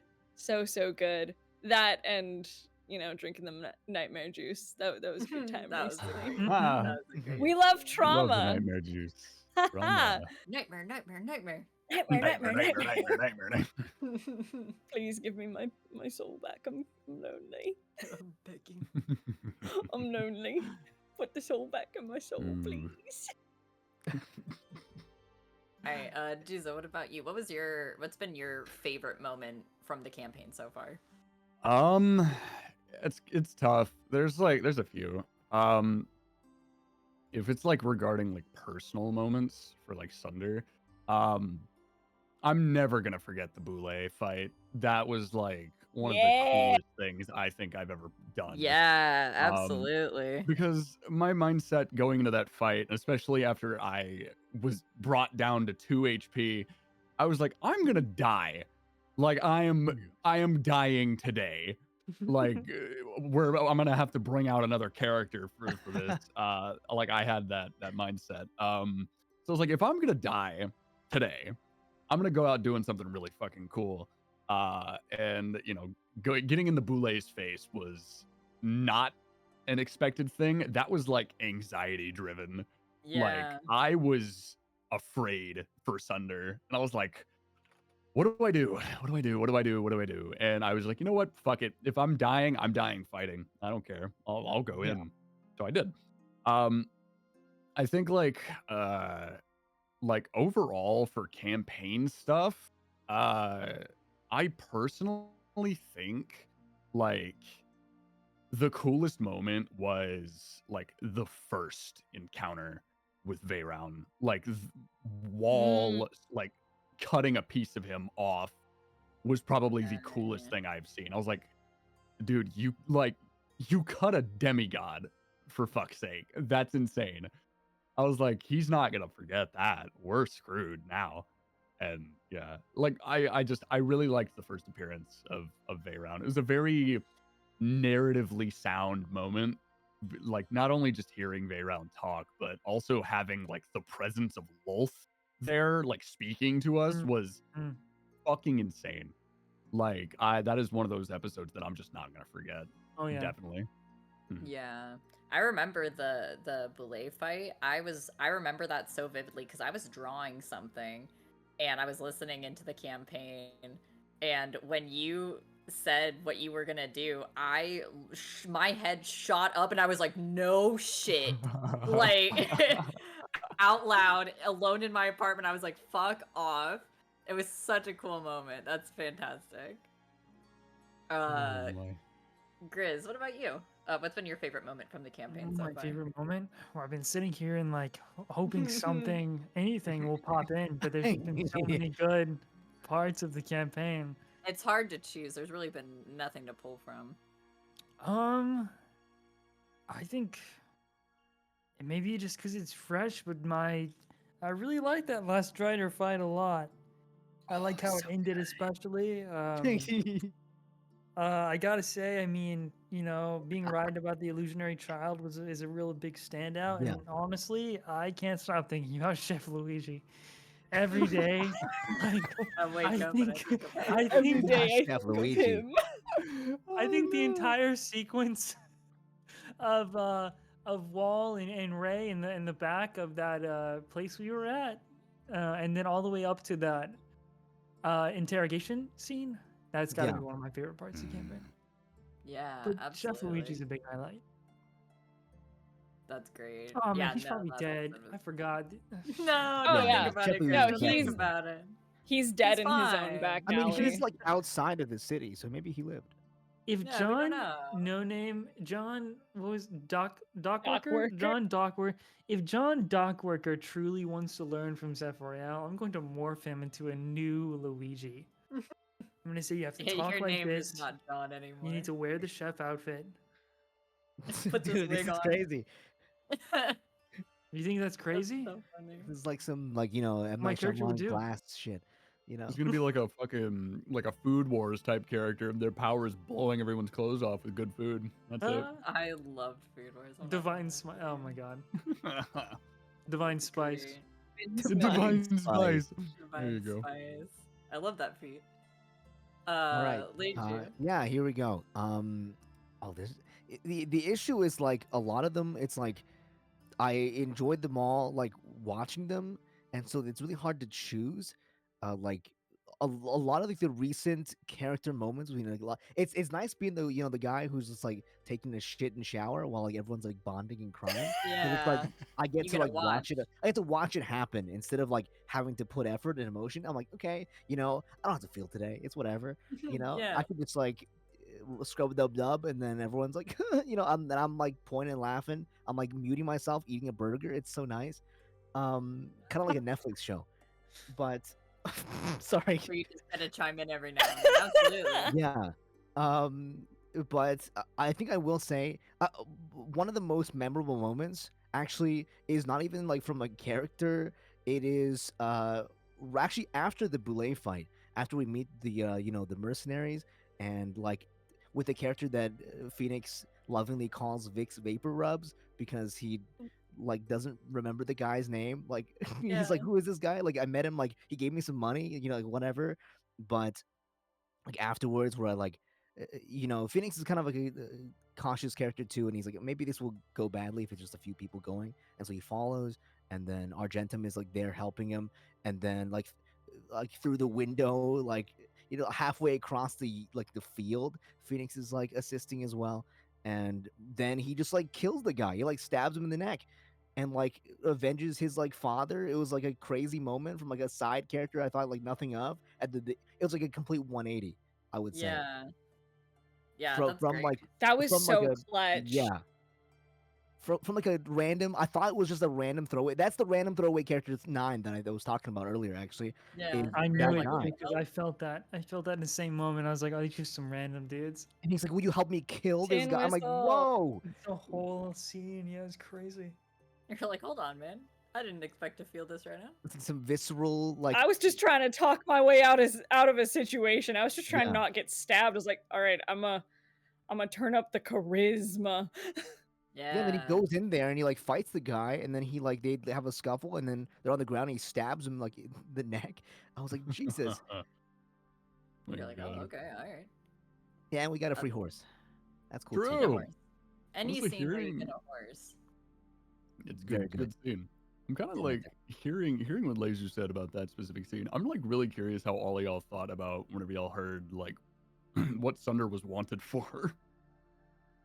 I think it was interesting because like I did like from the get-go, I would say like with the characters' relationship with the other characters in the city, because I think Sunder is the only one who has like major ties in Yabranca, and so it's like kind of like your like character's home turf, and like then hearing about the thing, I'm like, so everyone just like doesn't. I'm like, are we gonna be good? Like go back into the city, like Nobody knows. Nobody knows. They know. I'm rolling with this kind of guy. Oh shit, okay. Yeah. When push comes to shove, I'll just be like, yeah, I don't know this guy. I don't know this guy. I'm passing through. I'm like already formulating a plan. I'm like, okay, maybe what bad shit happens. This guy's underneath the table. What are you doing down there? You drop a chip? Probably. Yeah, sorry. I dropped my phone. What did I feel like in that moment? What do you want it for again? Zephyriel doesn't remember. Yeah, Zephyriel You're raising up Zephyriel paying doesn't even attention. know. Well, Sunder's one for murder. I knew that. Did we yeah, learn he's it one- specifically? Yeah, they talked about what happened. So, Sunder murdered a child. Oh, I knew that from the nightmare Yeah. drink. Yeah. That's crazy. Why would you write that? Yeah, Why would you that's write that, crazy. bro? You wrote that. That's your product. You did that. That came from your brain. Did Sunder get like almost like violent traumatic flashbacks whenever Zephyriel called the illusion a bluff? Slap a child. That I'm not gonna say anything about. Okay. That I'm not I gonna don't- say shit about. don't actually We'll talk about that next session. No, but truly needs in to be next character, I don't Friday. even think Ray knows what you're wanted for and doesn't care to ask. Yeah, Ray was Really? sleeping that day, so Yeah. Oh yeah, Ray was Nope. asleep around then. He was an eepy guy. He was Eepin. As long as it doesn't get in the way, I will not inquire. I was like, I think the only person who actually knew about like the poster was Argentum. I'm pretty sure they like Yep. presented it to Argentum. They're like, hey, where's this Like, guy? do you know this man? Do you know It's this like, man? No. Wait, It's no, like, wait. no, I don't. Was it out of character that we formulated the plan to turn you in and then infinite money loop it? Yes. Yeah, that Yeah, that was was out of Yeah, that was out of character. character. So question then. Is it only in Ibranca that you're wanted? I guess we'll figure that out. I guess No, We'll I think find we're out, figuring won't out. we? I next we'll time figure on that one out. Shadows over Velda. Okay. Multiple shadows of Rivelda. There's a few. Because like if you look at the map and where we were, we like went out of Ibranca proper when we went into Downwater. So Oh, I the see. answer to that is no. I'm gonna I be was about to making say, it my who- life because of this Q&A. I'll be making it my life's goal next session to work in the title into every line that I can. Please do. Until you guys join in on the bits, Oh, every no. single title. yeah, I already know where I'm gonna opportunity. start it. I'm excited for next session. this Hell is yeah, amazing. I can't want it. wait. We're on a Uh, boat and I'm so happy. All you have to do to like make me so Happy? happy in D&D is Put you on a give boat. me a boat. Put me on a boat, put me on the Oh, ocean see? and I'm happy. I'm on a boat. I'm on a boat. That's great. I just want to be a pirate, man. There's a lot of Can't pirates in believe this you're campaign like a too. Don't pirate. worry. True. Love pirates. We do. I feel like that could lead really well into the next question, honestly. So Ayako PNG has another question, which is, what are your guys' favorite headcanons about each of your characters? I don't know any of them. That's Wait, our own Ooh. headcanons or like others' headcanons? I think because the question isn't specific, you could probably. I don't know why I went New Zealand there for a second. I'm so sorry. I think because it's not. I think because it's not specific. Now I can't stop. I think because it's not specific, it could be either. Okay. All right, someone else go first. yeah, I feel like you know a lot You know what? about I'll go first for this one. go Um, first. Go this. Never first. mind, Juzo, take it away. Shit, I'll take it. Like my own little headcanon, I've been like forming ideas in regards to Phoenix, since we started like meeting them.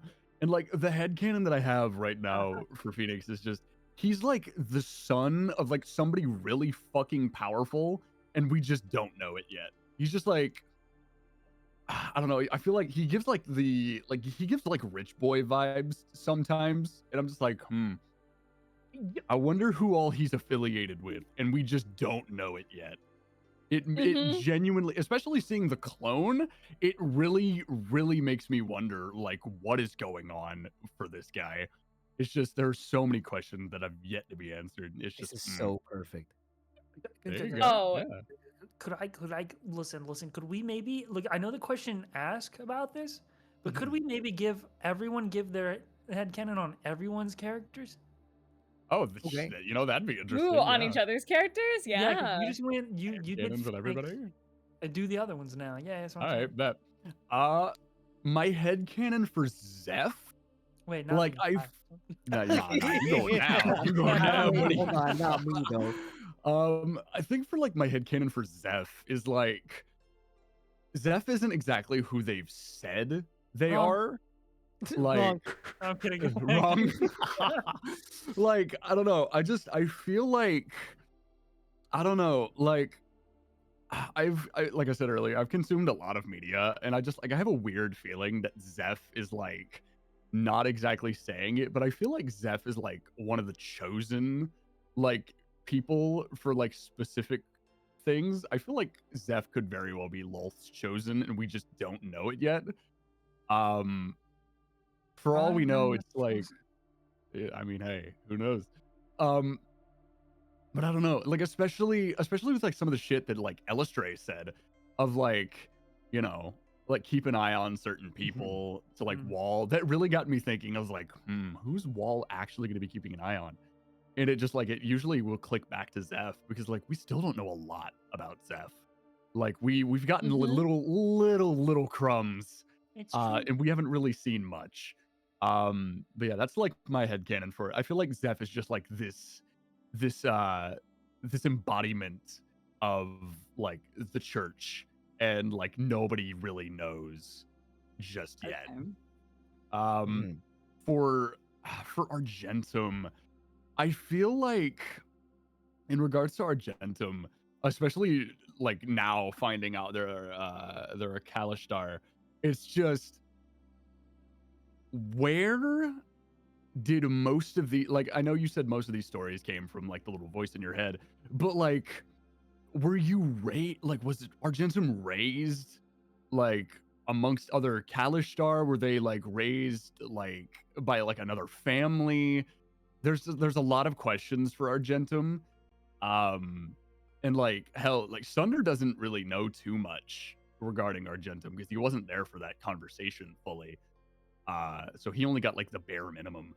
But I feel like it's gonna end up turning into this thing where, you know, now that this voice is like gone from Argentum, it's gonna end up turning into, if we don't get this voice back, then it could very well be Argentum becoming an even better author and like writing their own stories, which I think could be really fucking cool. Like the stories like of our little group running around and dealing with gods and shit. I feel like that'd be really cool. Regarding Wall, ooh, Wall is a mysterious one. I still don't know a whole lot about Wall.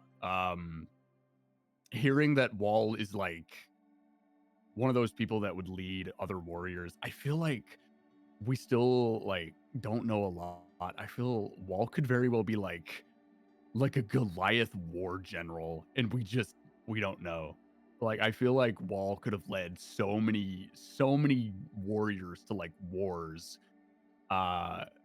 There's obviously some issues there, especially with, you know, Banner.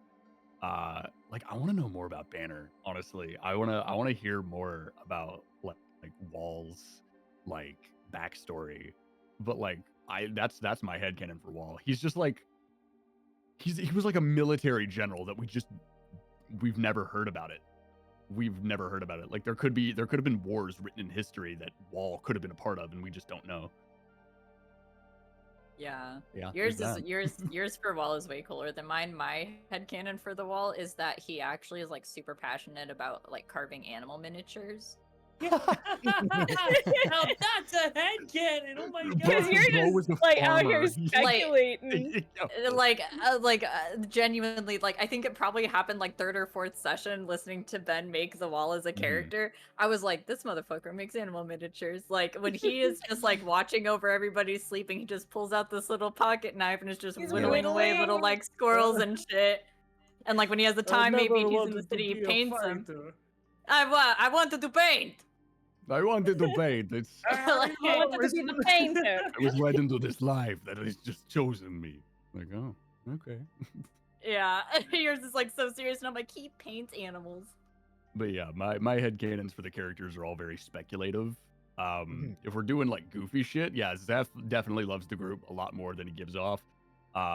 Phoenix behind that edginess of Phoenix just wants to go on a vacation. He just wants to hang out with everybody. Argentum obviously like Argentum obviously wants to write stories and such, but like also wants to, you know, like battle their own demons. And yeah, Wall definitely has a knack for animal care. So I feel like his little goofy headcanon is while he does fight, he also had a petting zoo back in his homeland. He's actually a Disney princess. Y'all just don't He's know a it. Disney princess. yeah. Yeah. That's Little great. dress and a crown. Hayden, what about you? What's some of your favorite headcanons? Ooh. I super subscribe to the headcanon of Prince Phoenix. I absolutely subscribe to that headcanon. I saw that rolling around in the fandom. I was like, oh yeah. Oh yeah, no, I can fucking see it. Totally. And I mean, we had last session where he's like, poor clothes. I'm like, yeah? You wanna look like the Take poor? notes. Okay, cool. Put What- that in what my is- Batman notes. What What is the the fuck, y'all? headcanon? Headcanon is that. Ooh, I had a fun one for Phoenix, but it escaped my brain. It'll come back to me. Oh, thank I, God. I was wondering what the Prince one was because I have not seen any of it. Oh, yeah, that was a theory within game the fan theory. base. Is that Thanks Phoenix? for watching. That brings up Google Docs. Shadows theory. Mhm. Thanks for Velding. Anyway. Oh no.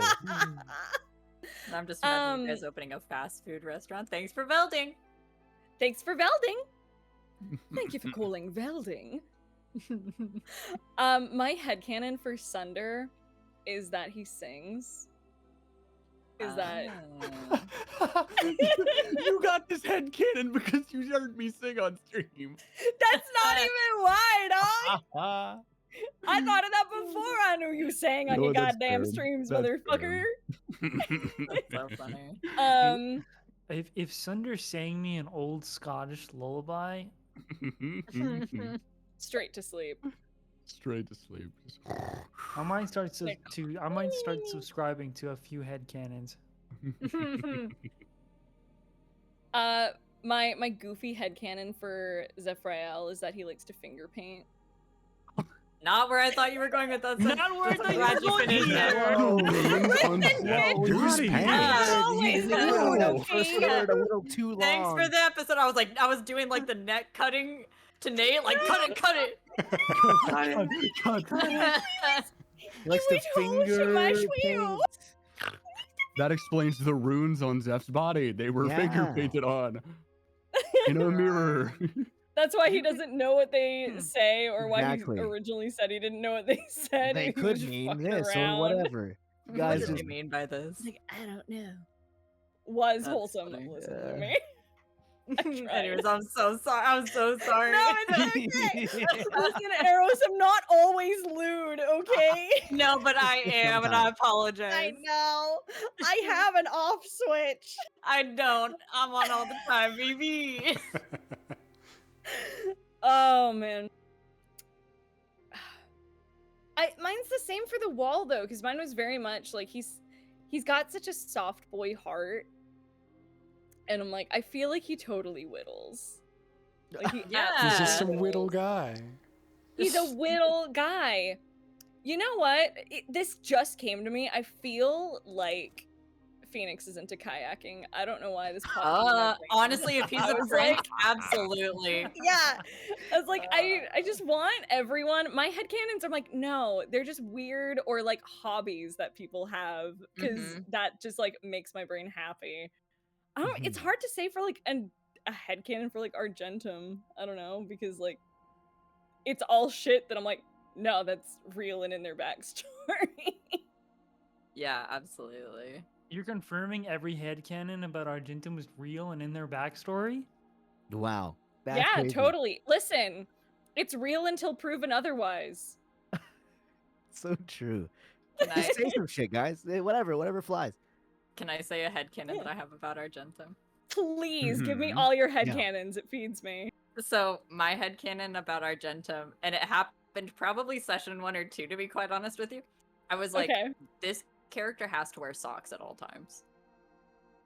That's Like, they Yeah. cannot be barefoot.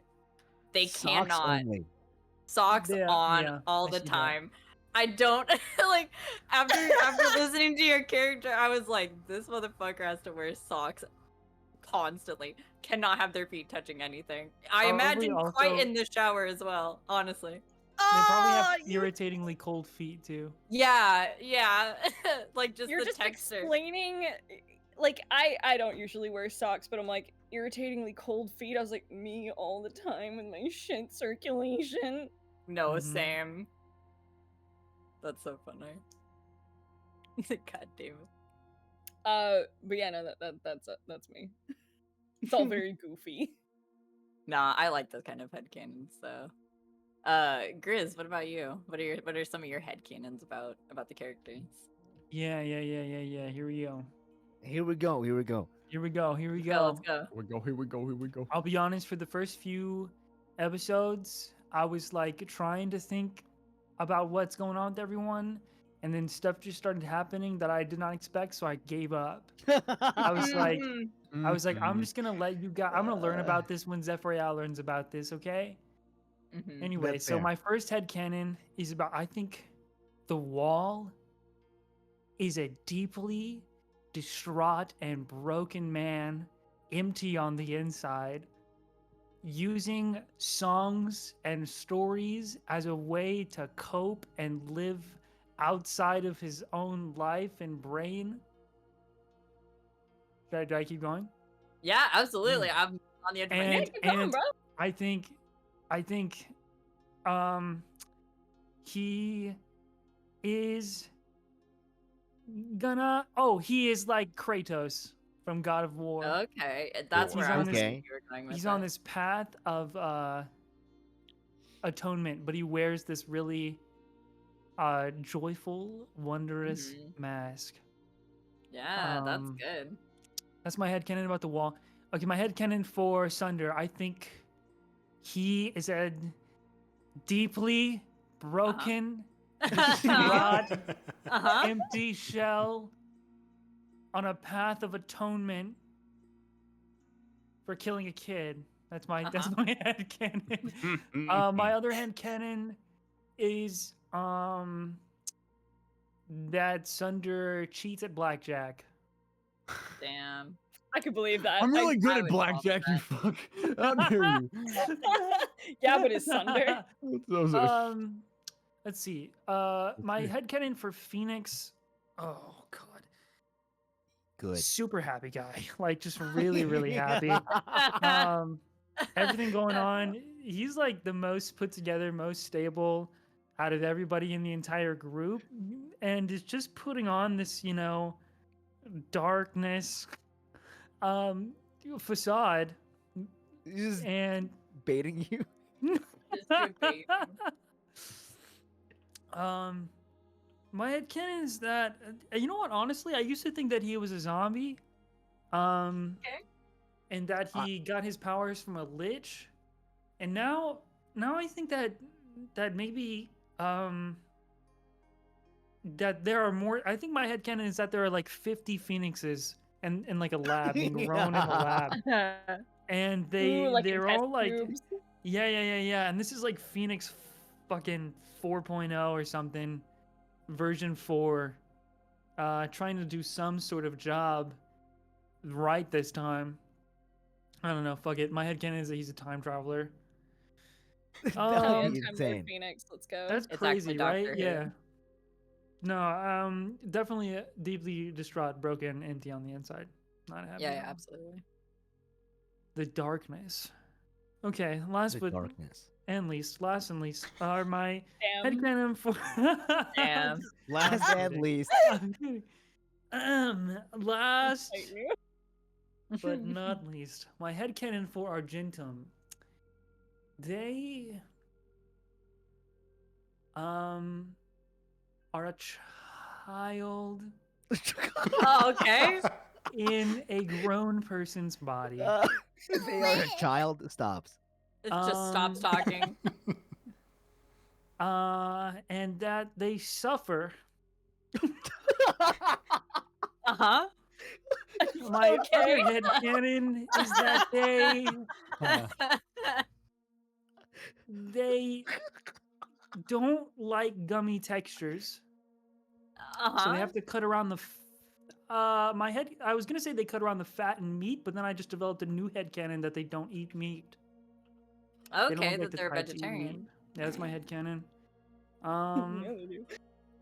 Do they?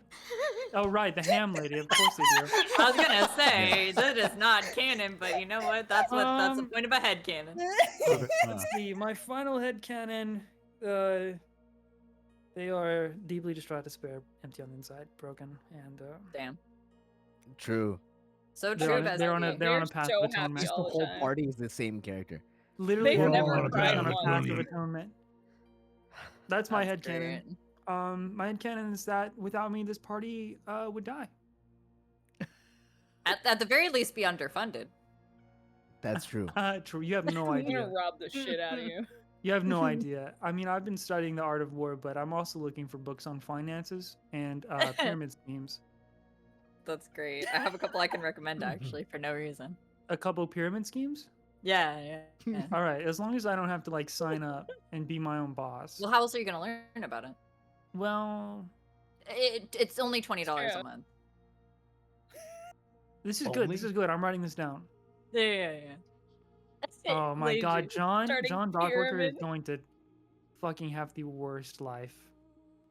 This Starting poor a man. multi-level marketing scheme. No, because You know what? I'm That's gonna- so right. I'm gonna be training a legion of blind paladins that go out and collect money from people, and then by at least level 10, whenever I cash out and all these investments, we'll be rich. We'll be so rich. True. Hell yeah. Headcanon's over. Next question. Proud of you. Nice. I'm proud of you. Thanks. You About guys to like any of leave. my Doing headcanon? great. Yeah, they were Those are great. good. Those are good. Very good. My headcanon about Zephyrial. Uh-huh. But he said, Proceed. Mhm. Isn't anything you say just a canon normally? exactly how he appears to be. True. Very, very, very empty on the inside, broken, Wow. on a path of atonement. All right, That's that's it. crazy. Oh, damn it. Nice. Okay, I have a headcanon about Zeph, and Please. I think it actually happened even before the campaign started when you and I were talking about the character. Hmm? But it really happened probably like halfway through the campaign. I just get this sense in my head, at least. I think as somebody who came into the condition of being visually impaired and visually disabled, right? Mm-hmm. My headcanon about Grizz, like my serious one, not my goofy one. Sure. Mine is that he makes jokes about it constantly because he doesn't actually want to let on how much it still bothers him. Like, he has had these 10 years to like adapt and deal with it, right? Mm-hmm. And has really become prolific in it in his own way, but I think he doesn't actually ever want to let on how much it actually bothers him. Mm-hmm. Like that's my headcanon about it, is that he actually does have these really deep feelings about this and how it's affected him, but just by nature of who he is, he will never talk about it and will never be open about it. Mm. That's true to me. That's my truth. They got really deep, guys. Yeah, I mean, there's at least something true in there. You guys At least got it. something true. That's great. Lazy, Will did not you say confirm yours? or I'm so deny. sorry. Okay, I had to sure, fix I'll- my AC. No worries. Great I'll headcanon. I'll go really quickly right now, I guess. Who should I start with? Okay, I'll start with Sunder. I think Sunder's like one secret talent is that in the past he was like a champion cornhole player. Fuck yes, cornhole. Let's And he was really go. passionate about throwing beanbags. That's like, I don't know, just like a vibe thing. Mhm. Artists get on that khaki Cornhole shorts, vibe. a Oh, polo Scotty. shirt, and Sunder throwing a beanbag. There you Holding a go. rain air. Last one's going in. That Let's one's see. in. Oh, I had these like kind not ready, but like I was thinking about them. Okay, here we go. Zeph, my headcanon for Zeph is that in a world where burgers exist, Zeph would eat his burger one piece at a time. like the bun, and then the lettuce, and then the like just like dismantling it like one piece at a time. Yeah. Like licking off the mustard. You know what I mean? No. Oh. Oh, that feels Like- bad to hear. Like Oh, knife and fork no. type too. Like not like Knife your and hand. fork. Like knife and fork the bread, like the bun, into like quarters or whatever. I like the texture. Yeah, slowly. Takes off each That's the sesame point. seed. That's You're great. such I a adopt that creep. headcanon, unfortunately. Let's see. My headcanon for the wall is that he would, just out of for fun. I don't know if he truly believes of it, but he would totally be the type to peddle a pyramid scheme. Uh-huh. Just like, hey guy, would you like to buy some like knives or some shit? You know what I mean? Like, this guy sold me some stuff. He told me the knives are really good. I'm like that's the kind of shit he would do. Also, one time, mean- he strictly ties his shoes bunny ear style. And one time he got into a fist fight with the guy because he tied it over under, and they got into a fight about which one's better, and then he almost killed the guy. That's my headcanon. I love that. The wall. Wall's gonna fist fight me. Yeah. No, You tie it over under. Mhm, That's mhm. crazy. Yeah, man. And then my headcanon for Argentum. Oh, this is gonna be so bad. My headcanon for Argentum. Do it. Say it. is that I think Argentum thinks carrots are spicy. Oh, that's just because they're allergic to them. No. Dude, Eros, we share a fucking brain cell, dude. I was gonna be like, it's the allergies. Yeah. Are you allergic to carrots? No, I'm not. Oh, okay. I'm I was like, allergic to holy. pineapple and lamb, which is stupid. Oh my god. It's like pepper is maybe on the line of too much. Like, carrots have a little bit of a spice, I don't like spice. Oh no, that's I also had that kind of headcanon. It's Who like eats well done Yeah. steaks. eats a well Oh, done steak, God. like it's like any semblance of a taste of like that type is like high intensity. That's my headcanon. Argentum gets so the smell funny. of carrots. Just, you can smell it from a mile away. They know. Like, what was that? It's a carrot close by. What? Yeah. It's a carrot. That's me. There's a carrot in very Carrot close stool. proximity. My carrot senses are tingling. I hear they're good for your Honest- eyesight. Oh no! Oh no. My, It's the Honestly, carrots. I say, It's the let me carrots. Jam that in there. That's Oh, great. no. It's because my Wi-Fi connection isn't working. That's Yeah. why. Oh, you're totally good. It's fine. Nate, I would love to hear some headcanons you have. Oh yeah, dude. Shoot.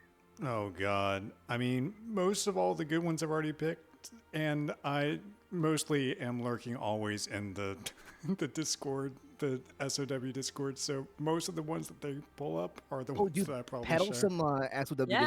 Discord good ones that you think. That you Well, like. I definitely have the idea still that Phoenix definitely was a rich boy family. I still genuinely believe that at the beginning. I don't know. There's the big one for me is, oh god, I was expecting to be put on the spot. I'm sorry. I You know know. what? It's fine. It's I fine. know. I'll say my last headcanon, then we'll move on. Mhm. Mine is about Phoenix. Oh. My headcanon about okay, when I think of headcanons, I think it's probably because I really like incongruity humor so much. My headcanons are always like whatever a character's base personality is, my headcanon becomes the opposite about that because I think it's funny. Yeah, man. So I think because Phoenix is such a seriously unserious character, my headcanon is that when he was younger, Phoenix wrote a lot of really terrible but super heartfelt song lyric, romance song lyrics, middle school That's level so song good, lyrics. dude. That's But- so good. But my favorite part of this headcanon is that he still stands by it. He thinks they're still good. He just doesn't think anybody would understand them, so he doesn't talk about it. That is so funny. That's my headcanon about Phoenix. I do Like have the one edgy, like middle tiny. school, like, oh, my life sucks so much. My heart is as black as my soul kind of vibes. Yeah, absolutely. Absolutely. That's mine. I got one small color of my headcanon that's pain. not been mentioned yet. I Okay. I think that Zeph as a kid, Oh, okay, yeah, okay, go. Okay. Yeah. that Zeph as a kid did have one small like cute spot, and he used to have like a pet jumping spider. And that was his one cute thing. Ooh, He would never yeah. let anyone see like any weakness or anything like that, but he did have a soft spot for jumping spiders. Wow. I'm gonna I like cry. that. That's so sweet. That's You know, in great. real life, I actually really love jumping spiders, and They're I hate cute. all other spiders. They are. If you've ever They're just seen little or guys. if you haven't seen the game Welde, check it out sometime because it's a really cute little spider game. Zeph That's how I put- see Zeph Zephyr put out of a my head. single water droplet on top of Oh, its head. Yeah, they're So they're good. they're so cute. Cute I'm little terrified of spiders, and even I like looking at them. I think they're cute. I would never have one because Mm-hmm. I feel like if I looked at it and I wasn't prepared to see it, I would accidentally kill it, and I'd be really sad about it. yeah, same. But I love looking at them. I think they're really cute. Okay, this is actually a really great question, and I think we'll probably take like a quick 5-minute break after this one. Sure. How do you guys take care of yourselves after an emotionally grueling session? What's your guys' aftercare? Oh boy. Oh Um, boy. I'll go I'll if that's okay. I'll go last. Yeah, go ahead. Sure. Shocking no one. I get emotional in D&D a lot. Never would've I tend guessed. to connect to my characters. I know, right? Never once cried in D&D. Not Mhm. here, not Nat 19. Never. Because I get very connected to my characters. I like to give myself like sort of a cool down, like, you know, whether that's hanging out in like call with homies afterwards, or I honestly just like to go get some water, maybe make like a late night cup of coffee if I'm gonna be up doing stuff, or like a cup of tea, and go. I just like to go sit outside in like our backyard and let my dog go wander around and just kind of take some fresh air, honestly, and decompress, maybe listen to some music if I'm still feeling my feelings, maybe listen to like my character playlist or something, and just kind of let myself like emotionally decompress. But yeah, that's kind of it. Just like let my body naturally come down. Just yeah, that's basically it. Just give my like kind of listen to my body, whatever my body needs. It's the same as like if I'm recording, if I'm having like a really emotional recording session, giving myself just like space and comfort. If I need to hug one of my many squishmallows, that's, you know, that's also Oh, my a dog go-to. loves squishmallows. Yeah, I want to meet your dog so bad. Bring your dog to axe throwing. Do it. Haha, Let them throw an Danger. axe. Danger. Danger. So good. That's nice. That's really sweet. I was gonna say it's like a very like picturesque way to finish off a session. I was like, damn, that's like what people post about on like Instagram. Like, I'll just sit outside and chill. That's what I do. That's Also, crazy. you know, my dog's got to go out, so it works. True. That's great. Listen to me. You don't need aftercare if you cry during D&D, you little nerd. Stiffen up that upper lip. Toughen up. You guys have a feelings? rock. Disgusting. Kick a rock. Eat dirt. Yeehaw! What do you think I'm doing outside, Grizz? Eating dirt. Drinking Eating dirt. Yes, I love I'm dirt. licking dirt. I Seriously? fucking love dirt, bro. I love Oh. dirt. I don't know. I've only cried once in D&D, truly, and felt actual true anguish in D&D before one time. I don't think I even thought about emotional aftercare. I just finished and I was like, oh, that was nice. You're like, oh, no, I want that again. No, I mean, it was like, I was just like, wow, that was a really good scene. And then that was it. That was it for me. Emotions in and out. So fair. Just like an emotional detox. Yeah. Yeah. Yeah. Maybe that's I part of move the on from best stuff thing pretty about like fast. crying in D&D. I don't. Like you get your therapy through the session, so you've already Wow. processed. That's great. Yeah. Real. What about you, Juza? How do you decompress and take care of yourself after a emotional grueling session? Personally, for me, and I've been doing it. I've been doing it like a good couple of sessions. I tend to just find a really interesting game to play, whether it's a game I own or not. If it's something that I find interesting, I'll grab it and just find a way to distract myself from the ridiculous amount of emotions that have just been felt. Mhm. Yeah, that's pretty much what I do. I just find a game that distracts me. Yeah, that's great. That's a great way to do it. Or a TV show. I've done last session we had to do the movie, so I was watching a movie with that. Nice. Real answer, I always DM people, like everyone Yeah. in the session. Oh, you too. Yeah. That's great. I love that. Do that. I love it. Very Yeah. sweet, Grizz. I agree. Grizz, big sweetie. All right. Agreed. Well, I'm glad Grizz said something similar, so I don't feel like I was gonna say like I want to go last because I didn't want to like ruin like everybody else's like nice little For sweet sure, like, right? aftercare thing. So I'm happy Grizz said something similar to me because I was like I don't want to come off like a psycho or whatever. But Yeah, like absolutely. it's like after the session, like it's a really great session. Like wow, that's so sick. Like really cool character moments.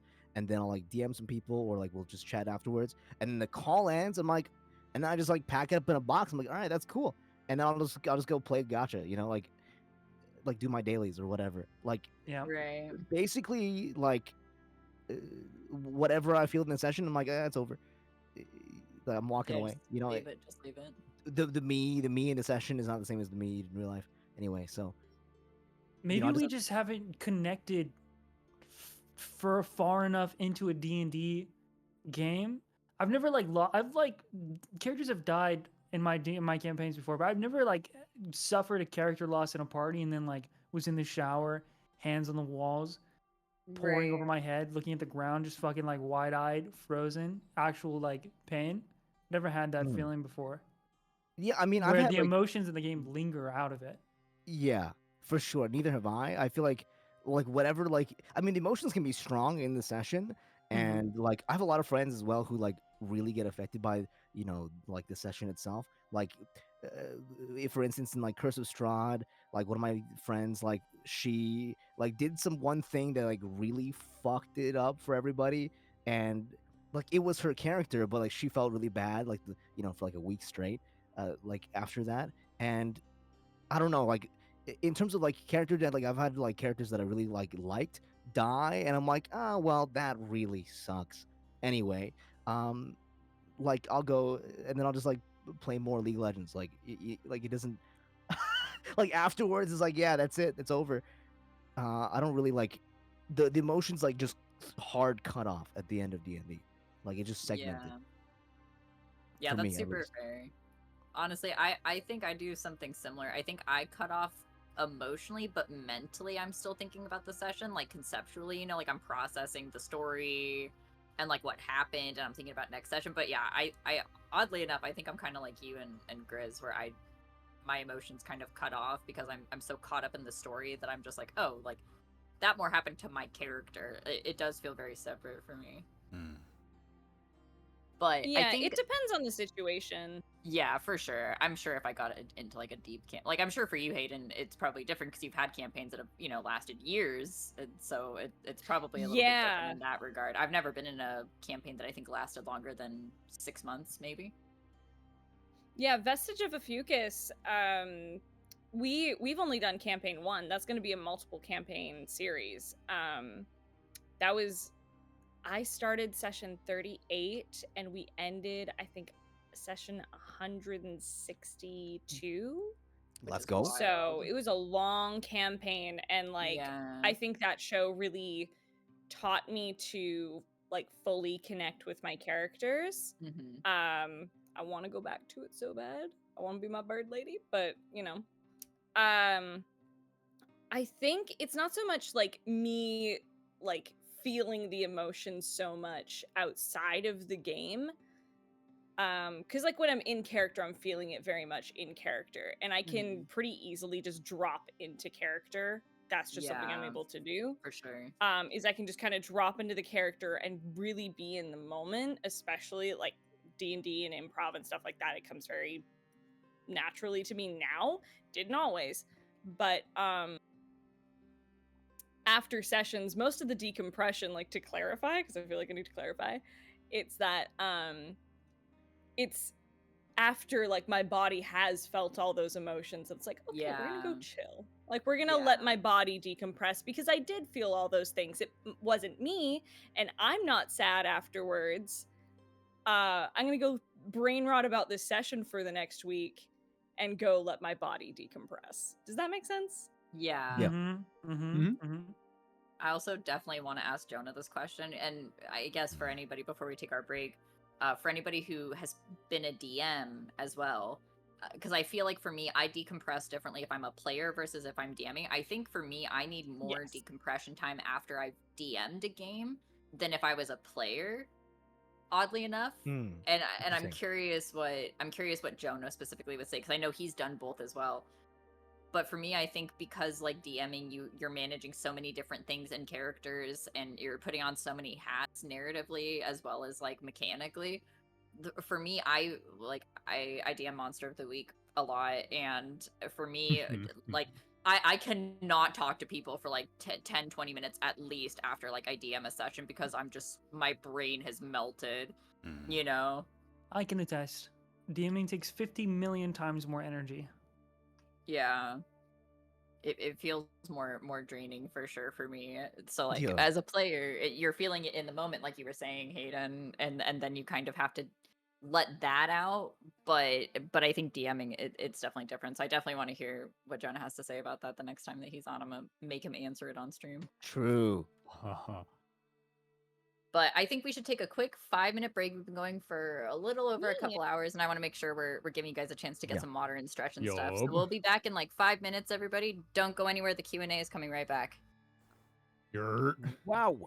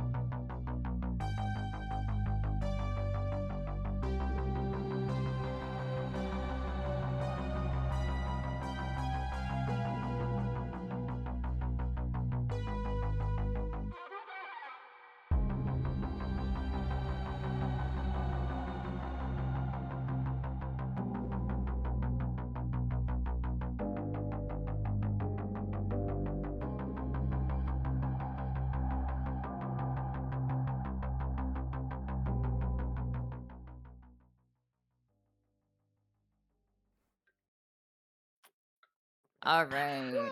And we're back and hydrated. And all of Wowza. you in chat better be hydrated too. I'm coming for you. I know where you all live.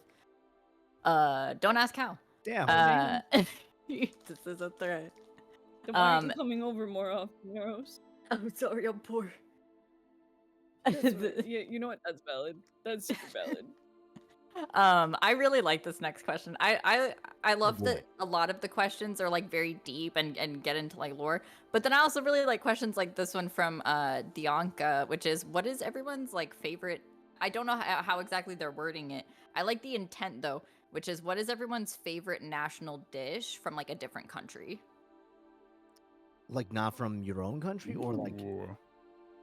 I think again, I'm taking creative liberties with ones that aren't super specific. I think you could answer either way, if it's from your own or from a different country that isn't your home country. I see.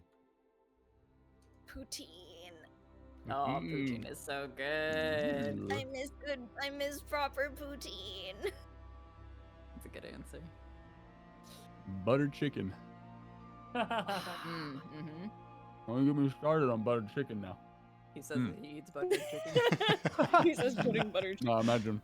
I have a I better one than that. It's Hmm. cow soy. Not better than yours, but like better than poutine. It's cow soy. It's a Thai dish that I really, really love from when I was traveling in Thailand. Hell yeah.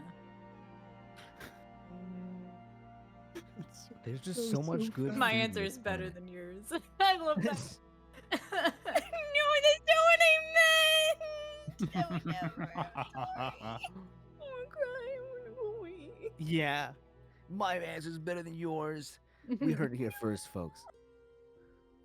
You heard it here. Lazu, you go, man. No. I'm Let not me a go first. foodie. Okay, well, let's see. I mean, from my own country, I'm a big fan of mapo tofu. I make it Ooh. like basically once a week because I'm such a big fucking fan just of tofu in general, but just the Mhm. taste of like chili oil.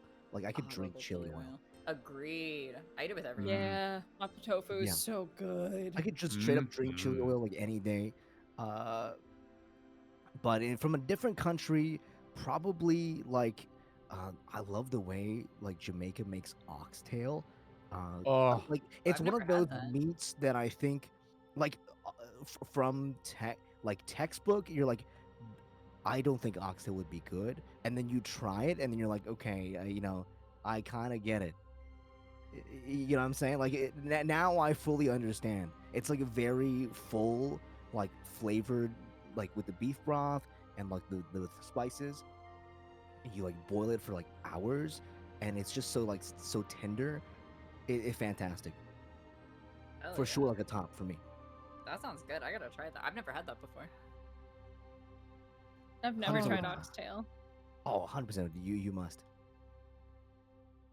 Oh man, I haven't heard of any of these foods. Is it my turn?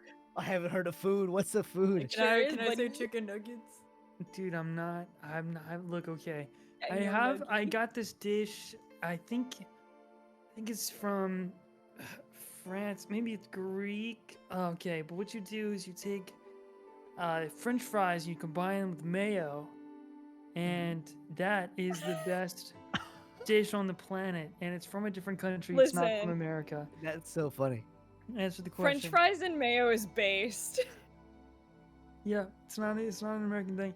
And Chat then is not this shit Are again. you? Hold on. And then my favorite. Are you talking about Frites sauce? Because that's a Dutch thing. That's No, like it's- French it's- fries it's- and mayo. No. Just mayo. It's just mayo. Geez, it's not anything special. It's just the mayo. So Wild statement. from America, from my homeland, I like a little bit of cream gravy on some fried chicken, a little bit of side of broccoli, side of mash.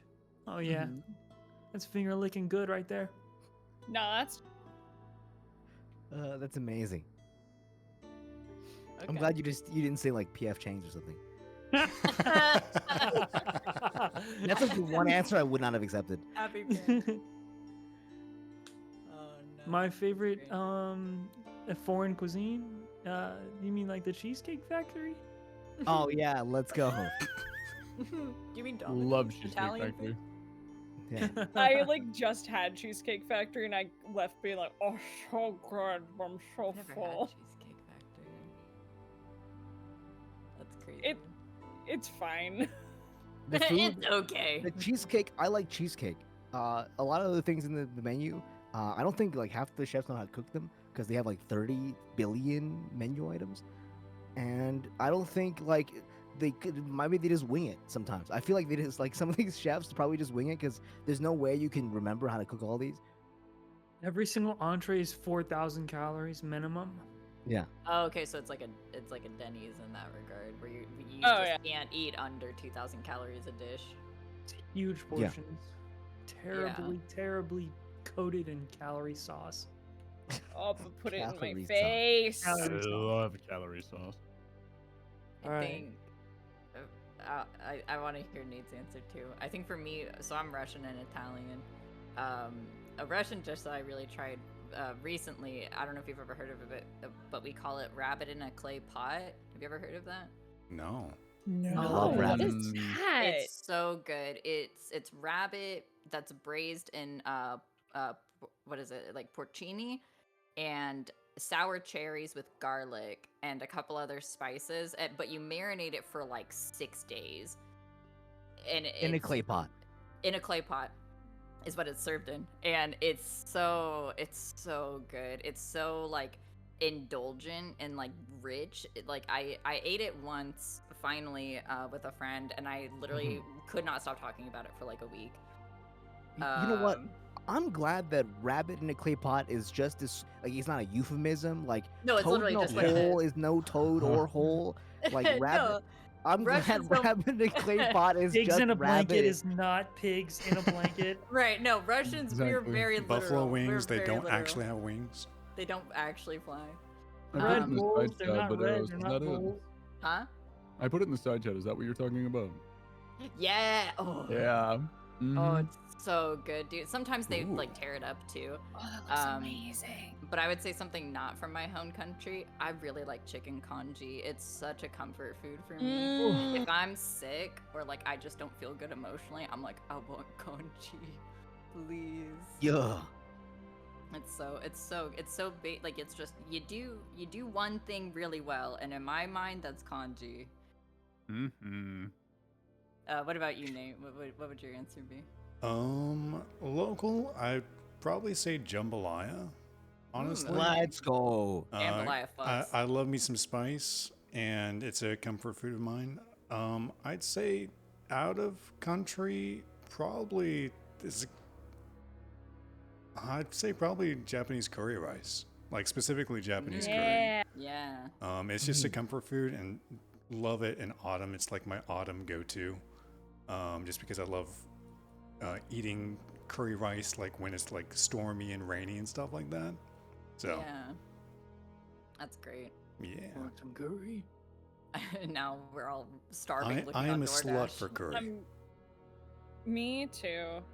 It's so good. Ayako PNG's last question Mm. is Is Excuse this me. the last question total or like? From them. Oh, okay. They submitted 3. I tried mixing them in so it wasn't just 3 I see. bam in a row. Their question is, what would everyone's character carry around in their bag for an outing?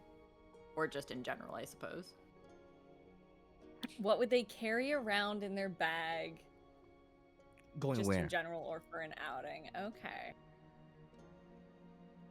I'm guessing just like in general, like what would they carry with them? Are we going top down? Yeah, we'll do top down. Yeah. Okay. Yeah, sure. Okay, all right. Let's start with the basics. A bedroll, a mess kit, Nice. 1 day of rations, 50 feet of rope, a tinderbox, torch, Mhm. water skin, Mhm. and then some background specifics. A holy symbol, holy water, manacles, Mhm. a mirror, steel, Mhm. an oil flask, a wooden stake, Mhm. tinder boxes, Mhm. another torch, Okay. and an amulet. Pog. And a bathtub to sleep in. That's his Portable, like, bedroll. kiddie pool. Exactly. Is bedrolls like an inflatable kiddie pool? Okay, but if you've never slept in a bathtub, I promise you it's more comfortable than you think it Mhm. is. I mean, It's I've not- had to during listen. storms. I was gonna say, like, I've slept in a bathtub, but I would still prefer the bed. Oh, sure. I'm just saying, like, I'm not saying I would pick it over a bed, but like if you're like drunk at a party and you really just know where to go, the bathtub, you could do worse than the bathtub. That's true. And when you vomit, it goes on the drain instead. Yep. Okay, I was about to start a tangent. Hayden, what's your answer? Oh gosh. So like the easy answer is obviously like Argentum's the kind of person to always carry around a notebook of some kind, just because they get ideas from like everywhere. Right. And they'll just like write those down. But I think for them, like the joke answer, I was like, I feel like they carry hand sanitizer. Like the fancy spray-on kind that smells like lavender. Oh, absolutely. I love that. I was like, yeah, they do love florals. I love that you know them. Tuck's hair behind you. Oh shit, he was so feral. You would be Argentum's type, but anyway. You're back. Oh, my Yeah, I think. Oh my way, baby. Hell yeah. Door's already open.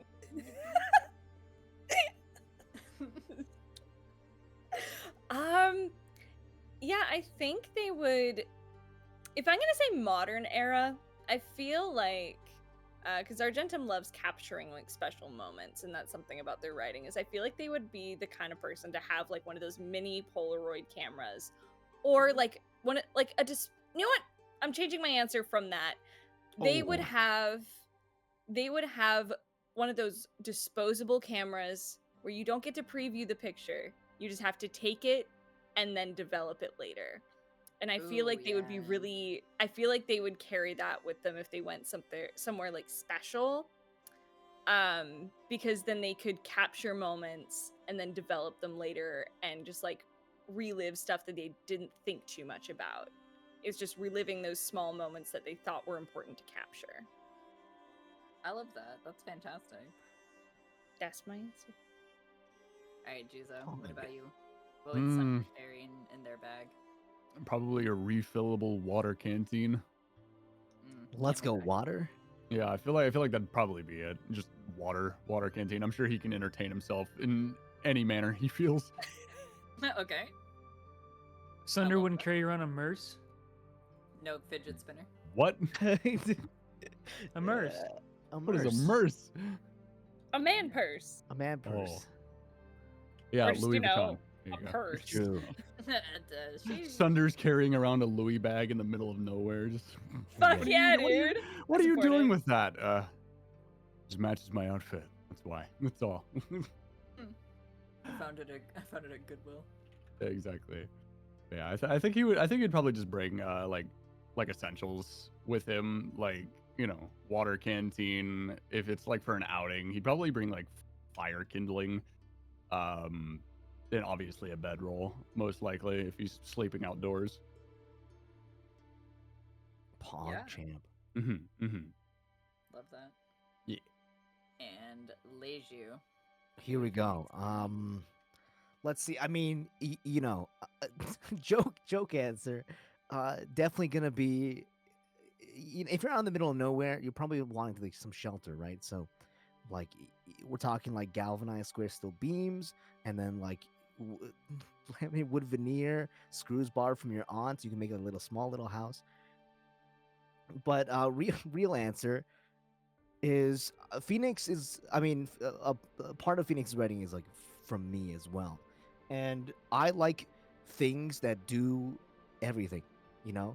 Right. And so, like, other than like the basic like canteen like standout, like the bedroll stuff, the one standout object or like thing that he would probably bring is like a tracker knife, one that can do like it's like a high quality, heavy duty, like but also easy to carry, so it doesn't get in the way. Just like very high quality, like carbon steel, like thick blade, like one of those that can do everything. Like can bushwhack, can like make like tinder, can Right. kindling, etc. Can like prepare food, can like basically do whatever. Like full tank construction, 3 rivets, etc. The very sexy, like thick ass. Fuck you, A knife. really nice one, yeah. Yeah. I like that. Fantastic. Those are great. I love hearing joke answers and serious answers for these. These are fantastic. You're fantastic. What does she? He also has this red and blue paint. God damn it, Philip. Yeah, true. God, that Bringing it Oh, back, joke. baby. that shit made me laugh so hard. You funny Um, motherfucker. Next that. question is from Hugo Lozen, which is, how are you, smiley face? How are you? How do you think I am? Sorry. I cried myself to sleep. The horrors I'm persist, but so do I. traumatized. Wouldn't you like to Nah, know, I'm Weather great. Boy? How I am or how Zephyrial is? Open to interpretation, I think. I'm fine, thanks. Now, how's that I'm would be existing. answering? That's so None of good. your goddamn business. Some probably something like that. Okay. That's so funny. Just like, I don't know. I just included that because I was so taken Yeah. aback by somebody submitting that for a How Q&A. are I was you? like, that's Hey, great. I'm That's great. so sweet. Great, Peachy. Yeah, I'm chilling. Just about to. After this, I'll probably just get some water, as Arizona iced tea, and also like a coffee, and then do some gotcha days. So my life is pretty good. Like Ready? doing a cool stream and then ending it off with drinking water. Man, Damn. Fuck yeah, dude. Imagine being hydrated. Couldn't be me. Smile. Teehee smile. Lauren Taylor wants to know, if your character was swapped into a different class right now, what would they play? What would be the most fun to play? Wizard. Shadow Wizard money game. You know what? Yeah. I've been thinking about this because I Wizard. saw that question when I was Oh. when I was setting up the Q&A initially. I figured you'd be really excited for that question. Yeah. I had it ready. They would absolutely great. be a wizard if they weren't an inscriptor. 1000%. They're a total dork. Mhm. That's great. I love that. Just a next door class. It's pretty easy. Yeah, for real. Yeah, just to skip away. Yeah, I mean, I kind of like covered this earlier as well, but I'd probably just like, in order to maintain like the play style, it would probably be like a rogue fighter multi-class with like like crossbow expert, sharpshooter, and just be pumping out the bolts, like crossbow wielding guy, slink into the shadows, hide as bonus action, and then just like try to get some free advantage hits for sneak attack. Hell yeah. It's like basically the same kind of like vibe, Yeah. Mhm. except I wouldn't have silvery barbs. No. but you get to maintain your character integrity, which Yeah, is almost basically. just as good. Can I flip the question? What do you think, Zephyr? What class did you think Ray was before you learned? Ew. I thought for the entire time, for the first 3 episodes, that Zeph was a cleric, like an offensively built cleric. And I was just like, because I mean, it's hard to tell, but like just based on like lore and like based on like the way you played the character, like in a fight, I was like, this is like a cleric maybe. And then lo and behold, fucking conquer paladin front line. I'm like, oh shit. Some bitch. Oh, Cleric is a okay. good I thought pick. you were a sorcerer. I'm gonna be real. For a Oh, little wait, bit, that's- I thought you were. Yeah, I thought you That's were a crazy. sorcerer. Sorcerer would be mean- wild on Ray. Yeah. Ooh. Even as a multi-class, it would be really good. Honestly, yeah. Well, Ray as a rogue would be wild because I just feel like Ray doing a sneak attack would be fucking bananas, Just take this, you little shit. right? Yeah, with the whip, very cool. Mm-hmm. Mm-hmm. So my brain went like really fucked up. Have you guys seen that TikTok account of the guy that works at like the Ren Fair and he does the song whips? Mm-hmm. Yeah. Oh, yes, yeah. I'm obsessed. I love him. I was like, Jacques. fucked up Bard. Fucked up Bard, the whip is his Bro! instrument. Yeah. Yes, though. Fuck up Bart, yes. Whip bar does fit and does sound really fun. Honestly, I was trying to think of like if I got swapped up, how could I be swapped to a bard and still play Ray? So I think you kind of just answered it for me. I love that. That's great. Yeah, that's awesome. I guess another one might be. What else would be really fun? Just you know what really fits still is a warlock. Yeah. True. True. That would still be Another fun. like has a godly or like a patron of power type. Very For sick sure. champ. What about you, Indeed. Jiza? Personally, I think it'd be really funny, just barbarian, multi-class bard and barbarian. Yeah. Fucking, that'd be fantastic. insane. I'm singing while I'm beating your ass. Oh no. So you do. So Great. Sunder does sing. Yeah, He shh, does. Not gonna- Headcanon confirmed. the headcanon. No. Oh my, but yeah. Barbarian would be really funny to me. That would be great. Mhm. I love those answers. Those are great. Allie's Anarchy wants to know what is the rough or maybe exact, who knows, age of your characters. They would also like to say that they love what you guys are doing. Oh. Aw. Aw. Wow. Aw. That's so nice of you to say. All right. Let's Aw. go. Great. Oh, we're still doing Uh, top down? Sorry. I yeah, keep yeah. forgetting. They just wanted, that's it? Just how old Zephyr is? Yeah, I guess just their ages. Maybe they.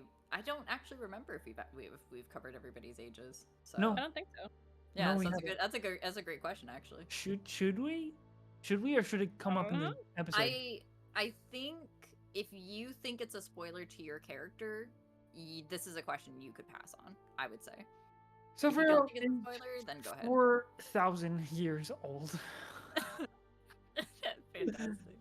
No, but you see how Yeah. the age would just immediately change the context of the character? Yeah, absolutely, absolutely. I'll pass. Argentum is an eldritch being of limitless time. They're not even of this world, if you really think about it. True. If you consider the plane of dreams none of the world. I mean, yeah. There you Yeah, go. true. Eldritch being. There you go. Mm-hmm. Mm-hmm. Would anyone answer the question? I don't know. I'm being a shitter about it. I mean, I'll answer it, but I'll let them figure it out. Sunder is a younger adult tiefling, and I'll let the fandom try and figure that out because Oh, that's yeah, a good idea. That's fucking Yeah. tieflings hit adulthood when they're 15. So there you go. I'll let y'all try and figure out how old Sunder is. Okay, I like that. I like that. What about Leiju? Oh, Oh, goodbye, Leishu. Leiju was like, I ain't What about answering that Leishu shit. leaves? He's like, fuck you guys. Disappears. Fuck ain't answering everyone. that. I've got the entire space to myself. Hold on. Yeah, let me Let me unclog do that. my Oh, fucking the- flip. The ADC. There we go. Yeah, Like, now you go, can- go yeah, there you horizontal so you go. can take up the whole. Yeah, lay down.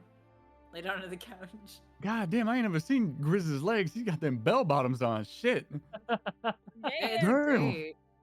I fuck with that I'm though. I love. I'm trying to I don't stand see up. anybody wearing those types of pants. That's fucking sick. You're gonna step on Juzo and I, bro. Hey, Oh, I'm hey, what the sorry. fuck? You're I gonna didn't step realize on that my I could wee. transcend. Hey, fuck? it's I not that didn't kind realize of I could stream. go beyond the borders. Nobody paid for it. Put them Listen. away. What? Welcome back, Oh, shit. Leishu. I've Welcome back. returned. Welcome back. Like, oh, we're pulling out the grippers. Nah. Chad's gonna pay for that. The death Not on my stare of Leishu stream. Shen. Oh no. Okay, do you guys all answer? Yeah. Yeah. Yes, actually, we did. We Yeah. all So answered it's Oh. your very turn. vaguely. No, I was so serious. We were very about specific, what and so guys you should were be talking about. specific as well. Oh, okay, I'll be very specific, guys. Seeing Super as everyone specific. else has been very specific. I don't know if everyone answered vaguely. I don't want to give like a really straight answer. Then, If guys. you Come on. give, Like, if if here, you- how about this? How about this? If you give a truthful answer of Phoenix's real age without lying, I'll do the same. Hooray! Okay, Google Docs, Drive, like what did I put it as? No, Doesn't okay, even remember. okay, no. Well, you know, like I don't know. D&D is kind of one of those things where, like, for me at least, like age of the character has never really come into play as like Yeah. really a big factor. So I generally just have like a, you know, like, oh, like guy looks about this age. You know what I mean? Mm-hmm. Right. Like I would say, like the Phoenix, when you look at him, I'm like he should come off as like 20, 25 ish, 20. You know, so it's not like mid 20s type, like maybe a little younger. You know what I mean? Like Right. for me, like the physicality of the character, like the age for me really only matters so much far as like what they look like. You know. Yeah, Right, that's fair. Yeah, fair. And maybe in terms of continuity, yeah, it'll come into play. Like, oh yeah, in this, like at whatever age this happened, so he can only be like this old minimum. But for the most part, it's like, yeah, when you look at Phoenix, I would say 20, 23, 25 ish. I think age is actually pretty important because it's a big difference between 25 and 50 and how much life experience and wisdom you're gonna have or lack of for Agreed. Yeah, for different sure. reasons. Agreed. It changes your character motivations. It changes how they interact with people and certain plot points for sure. So Yeah, and it also plays into like what like species your character is too. yeah, Yeah, yeah, fair. mechanically and narratively. Like a 25-year-old elf is going to be drastically different than like a 50-year-old elf even. Mm-hmm. Like cuz I think elves like they're not considered like full adults. Like they reach Yeah, 50 is, maturity like, at like kid 20, age, though. but like they're not considered adults till they're like 100. Yeah, a Right. 50-year-old elf is like a kid, basically. Yeah. Yeah. To be fair, I feel like that applies to me. I don't feel like I'm gonna be an adult until I'm like 90. Yeah, That's I'm amazing. My Let's goodness. see. Well, my deal, you gave an honest answer. okay. Okay. I think and correct me if I'm wrong, but Asimar do mature at the same rate as humans, but can live up to like 200 or something crazy, right? Yes. Something, yeah, they have that's an correct. extended lifespan instead of like I think it's a like slower growth. 150. Yeah. So with that knowledge in mind, Zephyrael is also 25. Okay. Argentum might be the oldest. I Well, don't know how if old we're- Raul is, but Argentum might be the oldest. well, if There we're gonna be is a starting to do this, possibility. yeah. Oh no. Possibility? Question mark? I said there is a I'm almost possibility there. that Argentum is the oldest. Oh, is fair possible. enough. It Yeah, is possible. possibility. Given that everyone's giving Possibility. like a vague answer, you know, you never know. Well, you know, I mean, if we're basically saying all the ages for these characters, then I mean, considering tieflings can live up to like over 200, And I said Sunder's he's a little bit of a younger tiefling. Sunder's like almost 60 in human years. So Damn. yeah, he's almost 60, but for tieflings, he's like 20, 22, 23. Mm. He gives like like dog 22, years. 23-year-old Yeah, vibes. he's a bit younger. He's a bit younger, but human years, he's like middle aged, a little bit older. Does that mean he's been alive for 60 years? Yeah, he's been around a Damn, while. that's crazy. He's Good been God. around for a good while. That's Alright, crazy. if you're giving specifics, Argentum's 28. Yeah, that's not 28 old. in human years. Yeah. That's not bad at all. Yeah. No, not bad. 28 in Kalashtar. How do you say it? It's Kalashtar, Kalashtar. Kalashtar. Kalashtar years. I believe they age at the same rate as humans. I see. Interesting. I see. Okay. Yeah. I believe Wall so. is I'd probably have to like double-check that. fucking 50, dude, or like 35. Oh yeah. Wall, No, I imagine that's Wall is like interchangeable. 43. Yeah, there's no way Wall takes the helmet off and he's got this cute little prepubescent. No, Like, he young is a adult face. middle-aged man. My God, yeah. Just a middle-aged man who just loves to whittle. Yeah. Oh, whittle of Yeah, mage man. tieflings age hella slow. He takes That's takes fun the part. helmet off and it's like Troy Bolton High School Musical Zac Efron face. No. Oh no. That's what I meant by baby face. Somehow Wall is like the youngest. Still my. believe. Hell yeah, bro. Great. Not gonna stop it. Wall's not gonna stop. Sorry, okay, sorry. Not gonna No, stop you're it. totally Dude, good. my brain went to the same spot. I want a wall cover of like get you in the game. So good. That's fantastic. Oh my. Wallen's, Connie Freaking Bolas. free one. Oh shit. It's my turn to be green screen. No, it's What great. the fuck is this? Get this away from me! It's contagious. Get away, Zeph. Ah, ah. I sent the green to you. You did it. While you fix your model, Convolos wants to know how long have you all been playing D&D for? And we can start from the top again. We can give Leju a second to fix his model. Oh, I'm sorry. No, you're fine. You're fine. For what year is it? It's been about 7 years, year and is I've it? never played off camera or, yeah, I've never played a home game or off camera. 7 years. That's how long I've been playing D&D. Damn, Great. 7 years. All right. You're- Hayden, what about you? Let me think.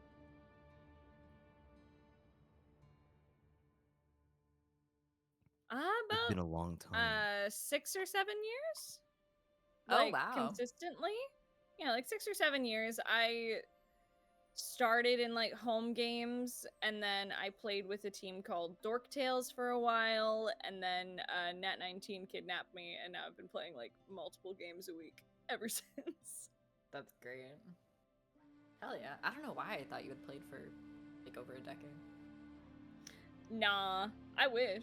I mean, we're getting there. You're I getting there. wish. We'll hold a party. for you next Certainly. year. What about you, Jizo? Yeah, you're fairly new to TTRPGs. Yeah. Honestly, in regards to like TTRPGs, I've only been like legitimately playing for what, like a year. I've been consuming media for a lot longer though. I only like seriously started looking into like D&D shit in like this past year. But I come to find out recently I went into my quote unquote Microsoft vault of like random shit. And I found a bunch of like old maps from like 2015 that were in my account. So I'm kind of sitting here, I was like, I wonder what the fuck I was playing in like 2015. I have no idea. I don't know where they're from. But they look like TTRPG maps. So for all I know, Yeah. I've probably been doing it a lot longer than I realize. That's crazy. Mm-hmm. What All about right. you, Leju? I'm not gonna. Well, this is gonna be like, I don't want to dox anything, but I've been playing TTRPGs since like it's been a long time. Like maybe like the second grade. Okay. Wow. Yeah. So like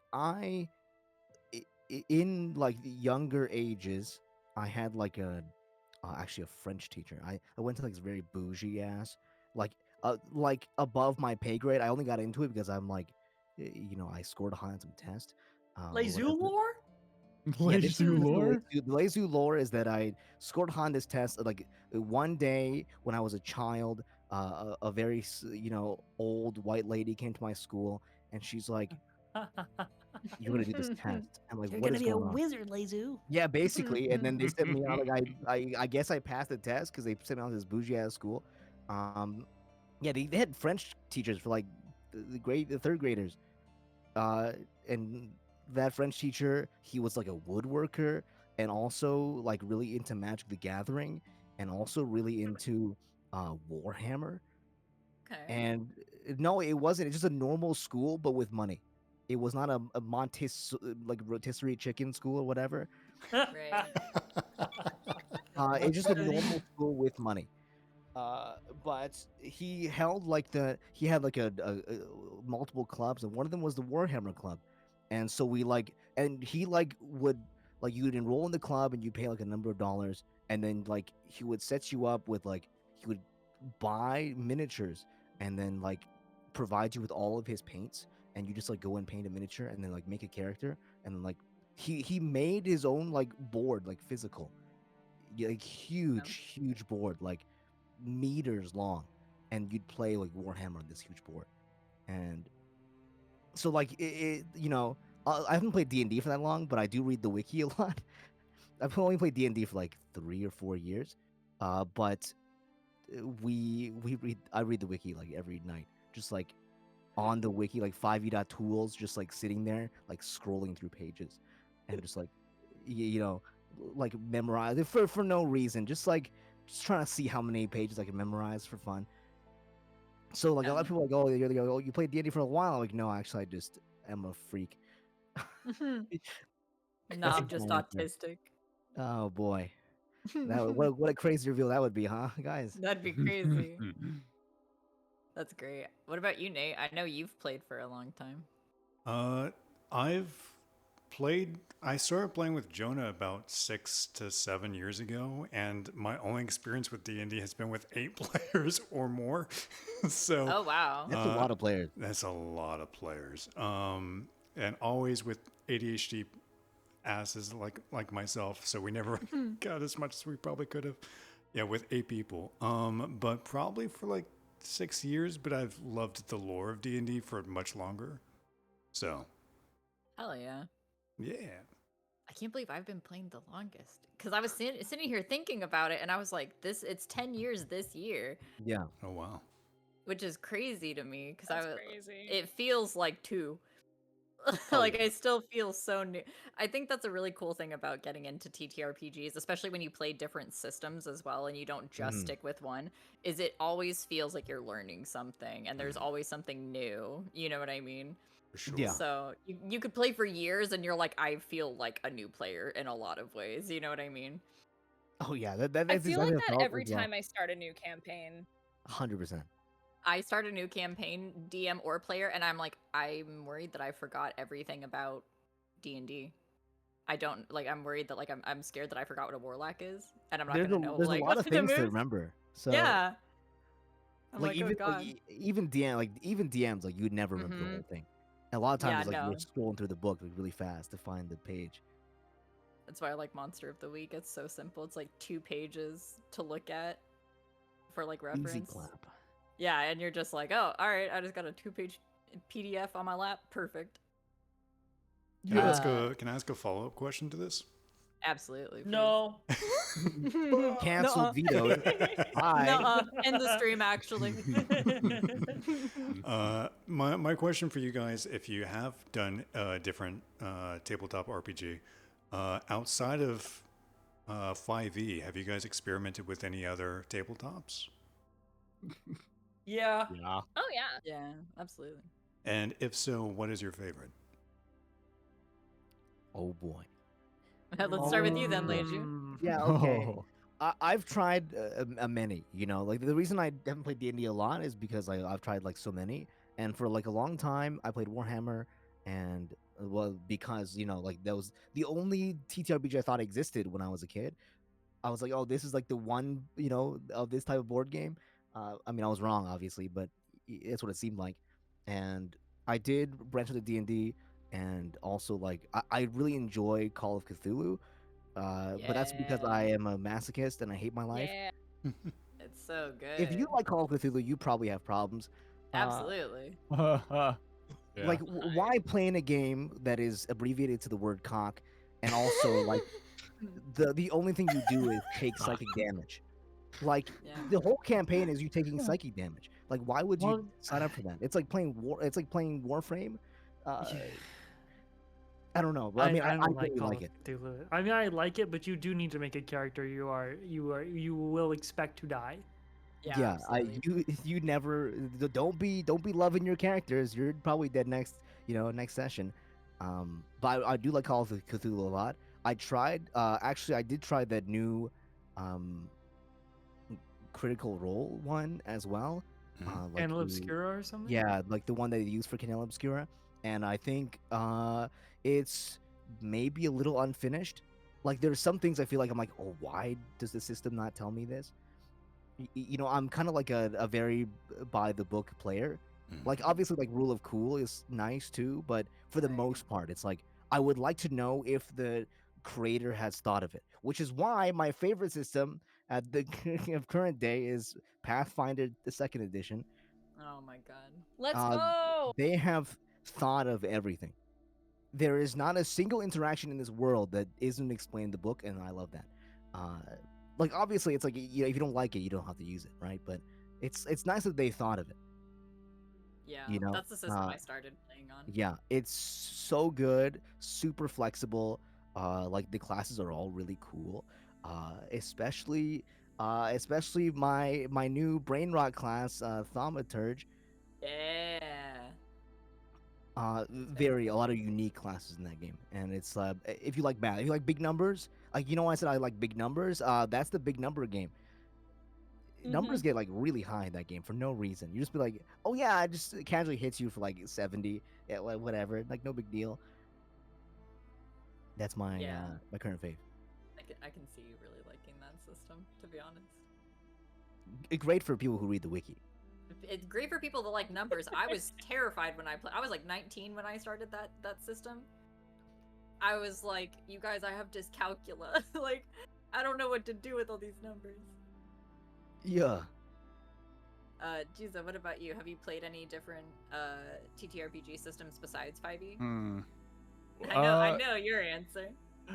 I mean, currently it's just been 5e, but from again that a little bit of information I recently found amongst my email, I'm assuming like I used to do shit for the Dark Eye, which is a little bit older,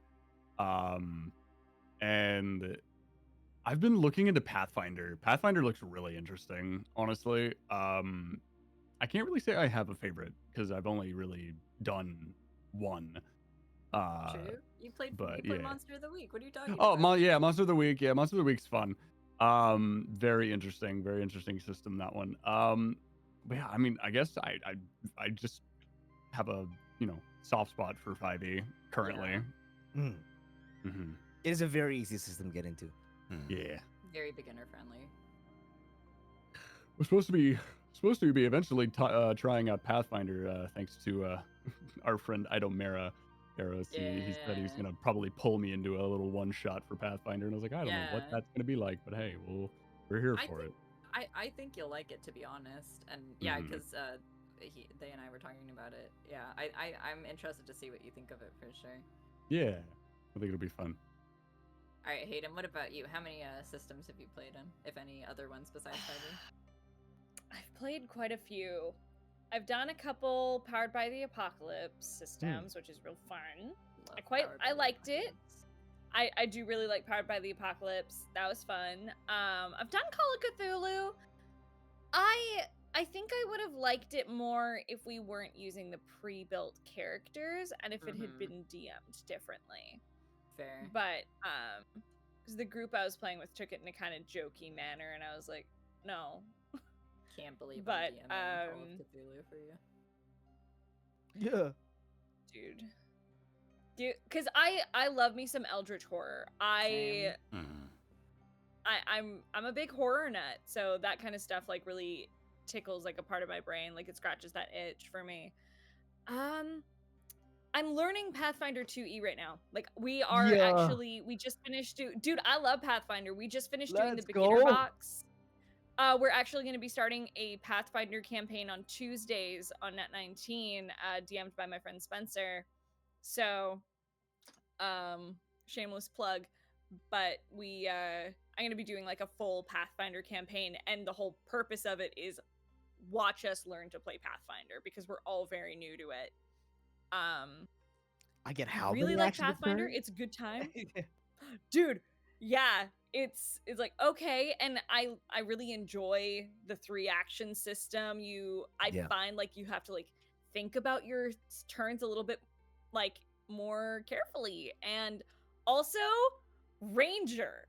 I could finally like I've done the beginner box twice now. I could finally play a Ranger in a TTRPG, and it was so good. Yeah, Pathfinder Ranger And it fucks. wasn't miserable? That's crazy. Yeah, dude. Ranger gets like 6 actions, like just off like rip. It's insane. Like even level 1 Ranger fucks so hard. It's so good.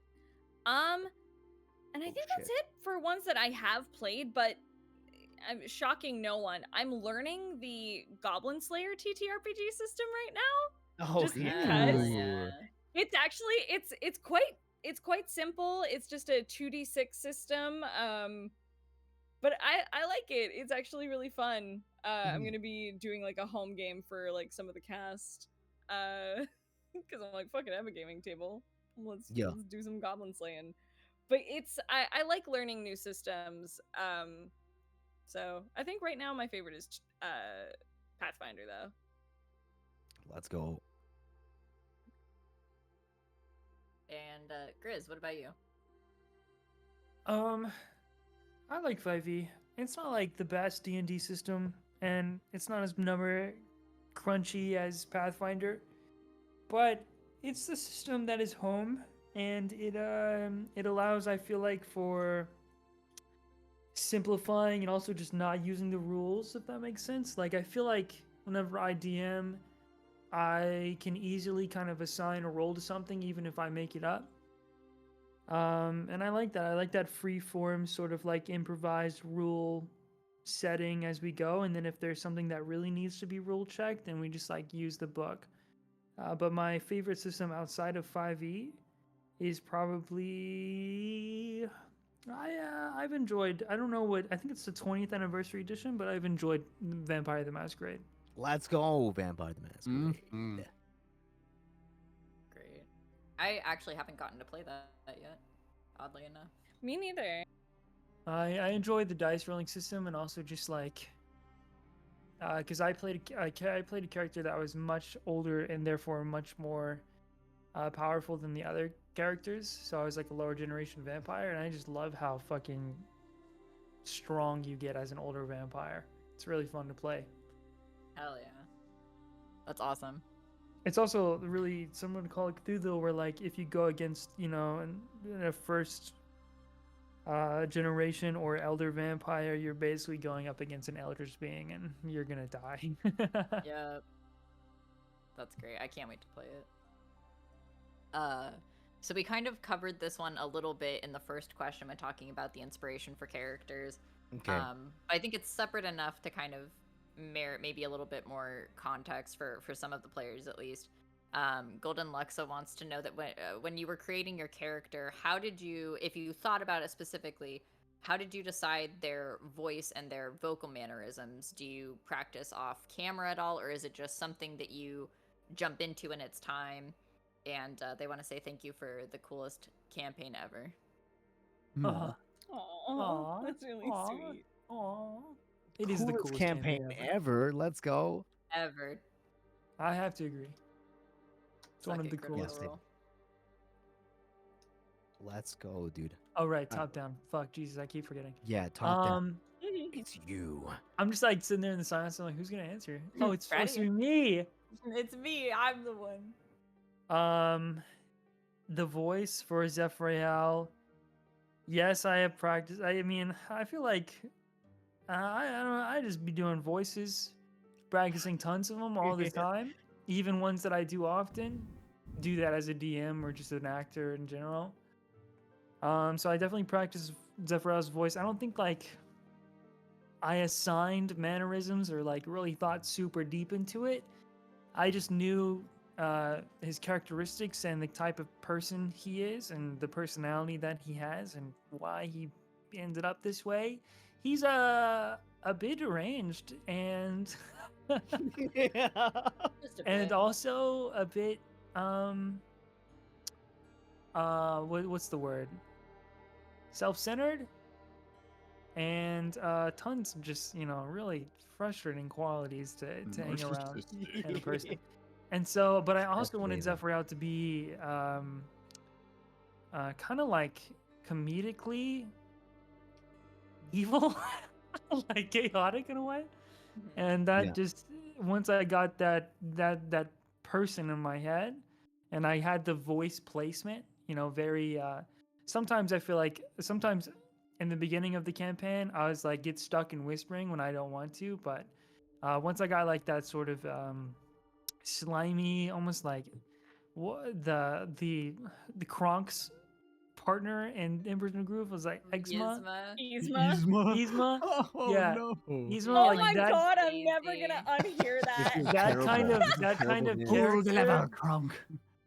The once I got that kind of character in, the mannerisms came with it. I also, I'm a huge fan of how Akechi is played in Persona, and so anytime that I get like angry or super violent as Ray, I'm thinking of Robbie in the back of my head screaming fucking die, die, die. You know what I mean? Like, Yeah. because I think that's a big part of the character too, and a big inspiration for the voice. Hell yeah. Let's That's go, Rob. awesome. Let's go. What about you, Hayden? I know you talked a little bit about it. With Argentum, when I was initially creating the character, I had no idea what I wanted them to sound like, but it was a lot of taking into consideration their, like, similar to you, Grizz, like, where do they come from? What was kind of their upbringing? And it wasn't until I settled on a specific part of their backstory that I was like, they would have a British accent, and it would The be part where this they're a specific. fraud. Yeah, absolutely, man. Ooh, I'm just kidding. ooh, Yeah. cooked. Bitch, they ain't a fraud. Ooh. You just haven't asked enough Absolutely questions. cooked. Real. I mean like the fraud where they act cool, but they're like really, really. When they're a giant fucking dork. Yeah. Again, you just haven't asked enough questions. And I won't. I know. Ooh. Sorry, With continue. Argentum, it was when I settled on a certain part of like their backstory, I was like, this is where the accent would be placed regionally. Okay, this would make sense for them. And then also for it was kind of taking like vestiges, pun intended, of what I was originally going to do for my character in Vestige of a Fucus. For my character Aviana, she was originally going to have an accent, but I decided to go accentless and just kind of sit her like in lower chest voice, and that I found vocally for me, when it comes to slipping into my British accent, unless I'm doing what I do for our Devil May Cry campaign, Where it's very small tiefling and they talk like this. And it's very high and small and nasal. but usually if I'm like dipping into my chest voice with the accent, it gets it into an almost androgynous place in my voice. And that just fit really nicely. and plus the almost like the posh British for Argentum's like mannerisms just really felt right, and their tendencies and little like really just started to come out as I started playing them, and like their little ticks and how they say things. Just I find for me that stuff just kind of comes with time as I play a character, and you just kind of settle into them. Those mannerisms just kind of come with time. But that's kind of where it comes from. Also, I was trained in British accents, and I like doing them. Yeah. Yo. Yeah, absolutely. That's fantastic. Okay, I that's for love sure. Argentum's voice. I'm I like glad what you that picked for it. Oh, but you don't love Yeah. Zeft?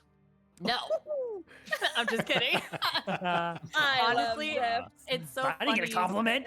It's so funny you said. It's so funny you said Yzma, because like as soon as you said it, I was like, I had that like on the tip of my tongue, couldn't place who Zeph Oh, reminded the me lever, of. Kronk! But like Pull the now lever, that you, Wall. but now that you've Right, the said it, I'm like, drivers. absolutely, yeah, the trade. Like it fits so. I need art of Wall and Zeph as Kronk and Yzma. Oh from my god, that yes. so badly. I need that viscerally. Argentum's voice is like the perfect foil to Ray. It Voice and is. mannerisms, In a almost lot of so agree. ways. almost like perfectly the end. What the is the antithesis, the right vocab to use there? It is Yeah. and when I'm in character and you speak, my God, does it annoy me as Ephraim? It's just so opposite. It's just so counter to your guys' character. It comes out chemistry wise so well in session. Like it feels like Zeph hears Argentum talk and he's like, God, just shut up! Like And it's It's great. reciprocated. No. absolutely. Yes, it is. Well, frightfully annoying. That's Yeah, you guys suck ass. You guys are Real. just terrible. Dude, I You're know. the worst, but you know, I'm put up with I love you. that. All right, Juzo, you did also. I know we did touch on this a little bit, but I do like hearing it addressed specifically. What about you when you were making it? How did you decide their voice and mannerisms? I'm gonna be honest. I went through several iterations of what Sunder was gonna sound like before we, fully decided on just using my actual accent. Originally, he was very much the first voice that came to mind for Sunder was like a very like Peaky Blinders kind of accent. Like, God, sounds like he's from the slums. He's in the lower Yeah. half of Britain. But I was gonna channel that same voice with a little bit of a tone that like Bryce Pappenbrook uses for Inosuke. He's gonna be very loud. He's gonna be yelling a lot. He's just very chaotic. Just no. I yeah. eventually decided against that one because I was like, I don't think me yelling the entire session or every session is going to be great on my voice. Yeah, Holy for shit, sure. that would have been crazy. If that's who What do you Sunder mean was. there's dryness under the city? Hey, you shut up! You Just what? A super Very loud. emotional, Going super home. emotional scene. It's just what you haven't What? feelings. What? Why are you crying? Like, some dirt. I eventually like decided on like going against that voice because again, screaming every session was gonna be a pain in the ass. I started doing the like a little bit of a head voice, like session 1 before I get introduced, and I was like, maybe maybe I'll make Sunder sound southern. Maybe give him a little bit of a southern drawl and make him sound like he's from the Hell yeah. south. Arthur But then I was like, I don't think that fits this character. And I eventually was like, you know what? And so I messaged Eros and I was like, what do you think I should do? Like voice wise. Eros was like, yeah, why don't you just use your actual voice? I was like, you know what? That's a great point. I'll still be the chaotic motherfucker with just a Scottish accent. We got this. And that's just how I It's went the about same, it. except it's from Scotland. Can't even Exactly. lie. I'm like, we're the same person, but we're a little bit, the dialect is a bit different. So loud, very loud. But you know, I love it. less screamy. I can't lie I to don't think you. Alejandro would have. Go ahead, Chris. Wait, you got further into your sentence than I did, so you go. But Fine, you damn forget, it. Go ahead. who would forget more? I mean, You I won't forget. I won't Uh, forget. I don't think Alejandro would have laughed as hard at, did you guys fuck if you weren't Wait a Scottish minute, enough? you guys fuck. 100%. That is his Fuck. favorite moment. That line. He was kills Oh me. smacking the fucking bed sheets. He was laughing so hard. It was great. Anyway, go ahead, Still the Chris. best. Still the best moment. Still the best moment. It was so funny. Your normal voice for Sunder is flawless. It fits him absolutely like a glove. However, if you came in swinging with like a southern draw as Sunder, I mean, I would have been smitten like just immediately. No bias. That would have been, you would have been my favorite character. Not that you aren't, but I you would mean, have been. you know, That's not to say that I don't have a character in my vault of random D&D characters that has one of those, because I have a necromancer who sounds like that. Dude, I love Western characters Me too. Yippee. or Southern ones, whatever. He's an elf who summons the dead, and he just sounds like this all the time. I've always loved that head. Hell yeah. Where elves, instead of having posh British accents, they're actually quite southern. And All the I'm elves like are this. southern. I've always loved that kind of headcanon for elves. It's so funny. I have a character that I want to play that is a half elf, and I want to make them southern because I love doing a southern accent. It's so I have a fun. gnome that sounds like Master Roshi. Oh fuck yeah, man! Yeah, so So I could not get like another like 3 minutes to a session if my party members sound like Master Roshi. no, okay, so to some degree, he's not technically my character. He's a character that was given to me by a friend of mine. He's a character from my other session. He's a druid gnome that goes by the name of Grape Juice. He sounds like Master Roshi, and Lazu, you know K, like Catboy K. Oh, Kay gave this Yeah, character to you? K Monarchy. That man, he gave me grape juice. He was my like, impression of Kay has changed. yeah. Fucking. So what happened and why I was given this character is, I was sitting here and we just recently got into this campaign, where Grape Juice as a character has been killed off. Like he's gone. He was supposed to be like a side character, that Kay was playing for like a couple of sessions.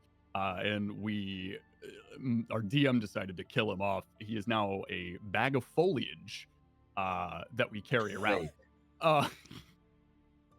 Yeah, bag of foliage, like a bag of grass and weeds and flowers and shit. Don't know how that all happened. We have no idea how he died or what happened. We assume just old age. But I was talking to Kay and I was like, hey man, I have a question for you. He was like, yeah, what's up? I was like, hey, if my character Sunder ever dies and I have the option to bring in another character, can I use grape juice? And he was like, oh yeah, go ahead. He's like, that'd be fucking funny. I was like, just imagine it being a really serious campaign. There's a little gnome guy running around who sounds like Master Roshi. No one could take that seriously. Like physically nobody. The best part about him is he sounds like Master Roshi, but when he's talking about something very specific, his voice gets very deep. There was a moment in that campaign where he's talking like this, and he's going about his shit. And then he mentions the mountains. He's like, the mountains call to me. I'm like, what? Whoa! I was like, that is such a segue into a different voice. What the fuck was that? He's like, I don't know, man. It was just funny. So yeah, if Sunder ever dies, just be warned. There might be a random gnome running around. I wish Jonah were here because this just makes me think of our Baldur's Gate campaign that he and I have with a friend, where it's just Dick Ne'er-do-well, who is a tiny dwarf that just run around like this, like exactly that kind of voice. I might honestly try to talk to Jonah Talk and to see if we Jonah can and put see if we Grape can be Juice as an Dick Ne'er- NPC somewhere. should. We Fuck find him in the yeah. woods and he's just talking like that. That's Write him into your great. backstory. You know Yeah. what? Do On it. it. On that shit. I Oh, met a yeah. druid in the middle of Ibranca. His name was Grape Juice. Odd name. But he taught me how to take care of myself. That's great. Oh no. All right, Leiju, what about you? How did Okay. you decide? Well, I mean, I think going back to the theme of like me trying to like be Phil, I actually part of the reason I didn't give him an accent was because I was banking on the fact that everyone else was gonna have an accent. which Yeah. for the most part it's true. So I was like, I feel like if we all, like chances are in a D&D campaign, most people try to like do an accent. Just like either one they know or like one they want to try, or just like a goofy, like not even like from the world accent, just like some like strange whatever, like out of their like head pocket. But so I was like, if everyone's gonna have an accent, then like one of us has got to hold the non-accent. You know what I mean? Yeah, for sure. So that was part of it for sure. I had a stint where I was kind of playing around with like a like the Western like Southern accent. But I felt like it'd be a little too on the nose having like a gunman with a with like Gunslinger. a Southern accent, and so I decided to go against it. But there are still some tendencies. A lot of like what I drew for this character, because he is a gunman, like is from other like anime like gunmen. So like a lot of like you can like it's an array, right? Like Phoenix so far like has like a pretty wide array of like possible reactions or emotions, and they're a little bit. It's a very wide spectrum, and so like it's like some ways that he like delivers lines is very like like Kiritsugu esque, or like like what's his name, Brandon Heat from like Gungrave, or that kind of like serious nature. When he's like trying to play a little coy, it's like a little bit of like the Spike Spiegel like you know like inspiration. And like when he's being like a goofy little guy, it's like more like Bash, like it's like a mixture of a lot of like anime gunmen in terms of like the way that he acts, I would say. And so like a lot of like the tendencies are like tendencies of other characters that also have guns. So that's like kind of how I came around to like putting it together. But it's like not so much like it's like trying to distill those ideas without doing like an accent. Right. Taking the vibe, not the Yeah, tone. the vibe of like a guy who like is like a laid back guy, shoots for a living, also like just here shooting the shit. So it's like a lot of like multiple inspirations and like trying to like find a balance between them into one character. Hell yeah, that's great. I love hearing about how people come to decide their character voices, because like much like the age, I feel like I think the way that a character sounds really shapes a character in a lot of ways. You know what I mean? Because that's how you Yeah. communicate. So yeah, I think I love hearing how people come to their voices. When are we gonna bond, Fifi? Never. Aww. You don't want that. I don't? Yeah, maybe. You don't want to bond? Do We you? both have darkness inside us. That's- Yours is just a little bit more tangible. Yeah, dang. You both shop at Hot Topic. That's Damn. probably True. true. That's true. yeah. I feel like What we'd is really get the along other if we just sat down and played some blackjack. You would without cheat. Sunder. With Sunder. You would cheat. How can I cheat? I'm blind. You're blind. Can't even What am see his I own gonna do? cards, let alone cheat. Most people don't cheat Call. with their eyes. Wild. It's true. Imagine. It's true. We are down to our last couple questions. Let's This one go. is for Phoenix. Wait, what? Yeah, this is a Phoenix specific question. I didn't see this when I was scrolling it last night. Must have been me. Maki Taki wants to know, how did Phoenix feel in the moment when Veyron offered to personally help break his pact if he decided to join them, and was he at all tempted? Oh boy, do I reveal this? I Do think I- if you don't want to reveal, that's totally fair. I don't want to give like a cop out like, oh, I'm not gonna say anything answer. Maybe how about this? Let's go to the next question and then we'll come back to this question after I thought about Okay, it. okay. All right, perfect. After Because I this thought next about one what is I our can last reveal. one. This next question is our last question of the night. Mm. By Julia, which is, what is a small and seemingly insignificant thing that still haunts your character, or that your character still thinks about to this day? Seemingly small. Uh, Or these are both thinking questions. Well, They like, are. okay, the way that I take this, right, Yeah. is like, you know, like you go to like the movie theaters and they say enjoy the movie and you say you too, and then you just like wince Yeah. internally. That's kind of how I'm taking the question, is like just what small thing does your character think about before they fall asleep that they're just like, I can't believe I did that. I've got one. Trying to be cheeky with Phoenix and saying that they were sampling the local cuisine and praying that the people they were surrounded with were not hella intelligent because they didn't think they were at that point, and now they're haunted by the fact that they all call Zyra Ham Lady. No, and that's Takes a what they bow. come out before bed. They're like, I tried to be so cheeky and clever, and it fucking backfired No. because I underestimated the people around me. Kill me. That's so funny. That's Let's a great go. answer. Yeah. Ma. That's a great answer. I don't have anything like that yet. No, I do. Go, go, Okay. go. ahead. Oh, The one that I do. When Sunder licked the cheese book and he saw God. Stop licking the damn Oh my thing. god! stop licking the damn thing! I still like. So when that moment came up, I thought it was just everybody was like, "Oh, what are we doing with this?" Just like, I want to say it was Phoenix who said something about licking it, and I was like, you know what? Yeah. I'll fucking do it. I'm dead ass. Like I'll do it because it's funny. And then I licked it, passed out, saw God, and I was like, huh. Oh, what have I done? Oh no. Woke up. Sunder- I was like, don't lick it. No. It's a bad idea. It's a very bad Don't idea. do it. Don't He do doesn't it. like That's cheese fondue anymore. probably the Any mac and dumbest cheese. fucking shit I've ever done, but also one of the funniest fucking things I've done. It was so good. It was like I think it was like the most chaotic thing that I have ever done. Like I'm just kind of sitting here and I'm like, random residue on random book that has been out in the middle of the woods. I'll lick that. Sure. Why not? Go ahead. Blech. Oh, that is an eldritch god. Oh, Amazing. fuck. I'm screwed. Still All don't right. know what that was. Still don't. We Just we random actually got a cheese. hint towards it. Did we?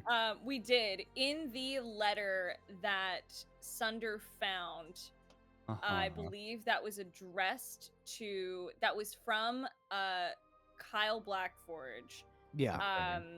In that letter, he talked about there being like a residue or something in like the cave entrances. And it was described similarly. I can't remember the exact wording, but it Mhm. was part of like residue or from like some kind of creature that they weren't sure what it was, but they knew that it was like Yeah. dangerous and We things got like some that. kind of hint. Yeah, we got a bit of a hint towards I what licked it was. monster jizz. Honestly, Wild. moment. I was gonna say like maybe possible it might be jizz. Shit, I'm it like, might have been. It might Might have been. from the We thread don't father. know. We just don't know. This is drier shit, isn't it? Damn, this doesn't taste good at all. Yes. That's so Oh funny. no, licks it, sees Lolth. Oh, so you're real. Who would have guessed? Hilarious. Crazy. Crazy. That's Grizz, so you said you had nothing. I'm still thinking. Yeah. I'm kinda Okay, struggling. in that case, I'll go. I will say, a lot of what Phoenix does is like just all for fun, and so there's not like much. Like he'll think about it like fondly, you know. It's like when he like tells people to do something, or like he just like offhand suggests it. Like he'll just like go to bed and like, yeah, that happened, you know. But like I was like, I'm glad they agreed to do some stupid shit. You know what I mean? But what I will say, like out of game, like in like out of character as myself, one there was one time I did like go to sleep and just like think about like that's so fucking stupid, and it was in episode 14 where we were all standing on the bridge and then we all get hit by fireball, and I'm like, why the fuck did I stand there? Like Yeah.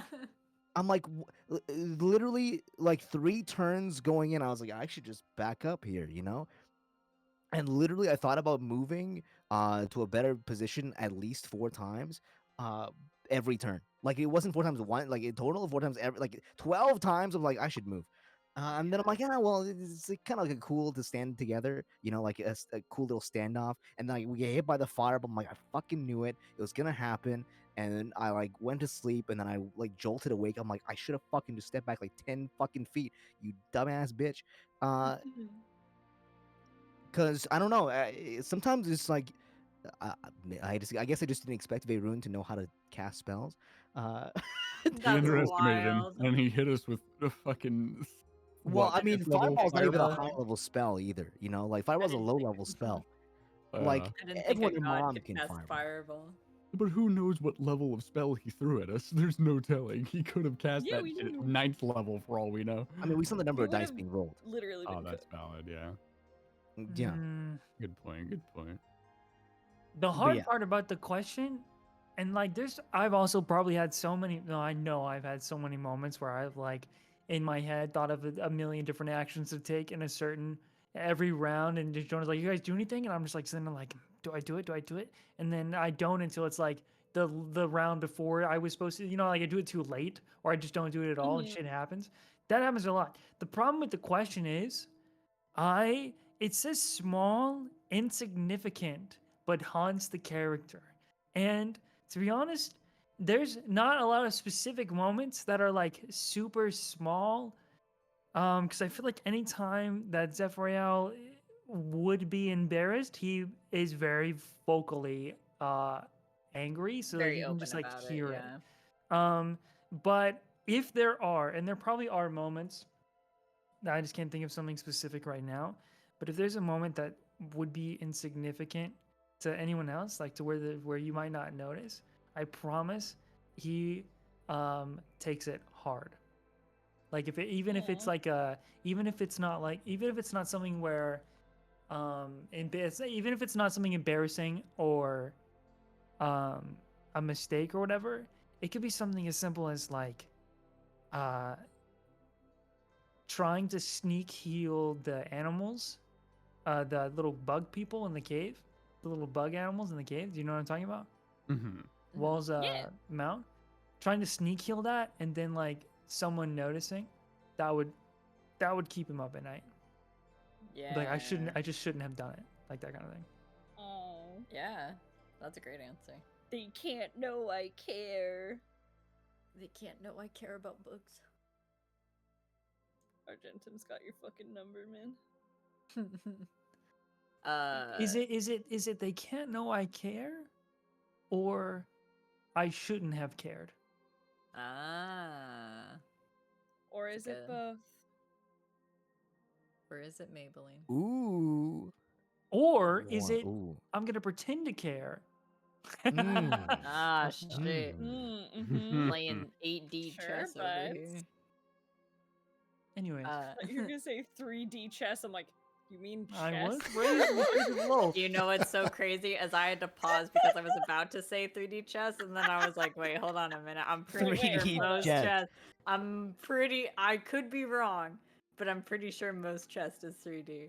Well, unless it's 2D chess like chess.com. There you go. Yeah, that's Yeah. where I was. That's That's what I was 3D gonna 3D say. chess. Listen, I'm tired. Okay, it's 96 True. degrees right now. It could be 4D chess. It could be like chess that's looks like it's in front of you, but it's not. So true. In the slightest. I'm out here playing 3D chess, and you're playing checkers also in 3D. What the fuck? 1D chess. Leiji, did you Yes. to Okay. wrap back to that question? I've thought about. Okay, can you ask the question one more time? Absolutely. How did Phoenix feel in the moment when Veyron offered to personally help break his pact if he decided to join him, and was he at all tempted? Okay, so this is going to be, unfortunately, because of the nature of the question, it will have to be like a little dancing around the answer kind of. Absolutely. Like just I feel like you probably expected so as well. when Yeah, you asked the yeah. question. From what you know, Mhm. based on the interaction, based on what Veyron said, the things it involves Ipswich in some way. And in that moment when he offered Phoenix, I can disclose this information a little bit here. I will say, to answer your question, if he was tempted, um, I don't think so much. It's Phoenix is. I don't know if this comes off as clearly. He is, maybe contrary to popular belief, like quite like loyal, you know. Right. And so, uh, really, and I can't say much about this either, but there are many reasons why Phoenix doesn't think that Veyron like would have been able to even do so. You know, and like in the case that Phoenix decides to like make a binding contract with Veyron, um, like obviously like it's in his eyes like Veyron is up to no good. You know what I mean? So, Yeah. and I think like, a lot of the party members think the same thing. Like Viren is probably up to no good. Like how good can a contract be, you know, from that guy? You know what I mean? Right. There's no Yeah. trust there at all. And so the amount of temptation was not really there for him, which is why I think like out of all the characters, I feel like Phoenix is the one that reacted the most in that situation. A lot of the characters, I think, due to the situation, were like too stunned to like move, and were like Mhm. react like for many different reasons, obviously. I have it written down that I mean it was very noticeable that Phoenix moved, and everyone else, except me, of course, froze. Yeah. I mean, Mhm. Phoenix is definitely more like more experienced in like situations being confronted with somebody, and it's like, you know, like between like flight or freeze, it's usually like it's like never freeze. You know, it's like always Right. some Always action. action. He's being Um, very consistent about that. Maybe uh, we could bond over it. bondage. Maybe Let's over a go. game of blackjack Yeah, with no cheating involved. or But 3D yeah, chess, maybe. God damn it. in his mind, like that deal was never on the table, especially because it's from their own. Um, just like it just doesn't seem like there's any world where like he would even like you know like make good on promises, and even like in a heavenly like or like helly binded contract that is like unbreakable. Like obviously, like the terms would not be good for Phoenix in any way. Right. Yeah. Not a deal worth taking for sure. Hmm.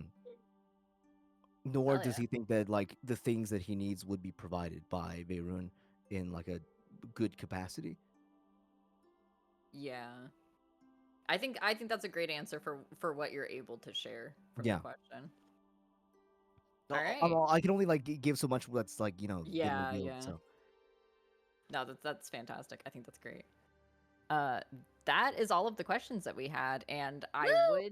I would offer to take chat questions, but we are pushing 4 hours, yeah. Mm-hmm. and I think especially with that lore question specifically, I think that's a great thing to chew on to think about for next session and next Mhm. week.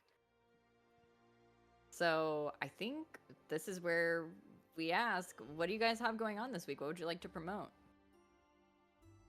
Promotion. Oh, dude, usually like, you know, promotion happens at the end of a campaign, like actual gameplay stream, and so I didn't actually think about this week.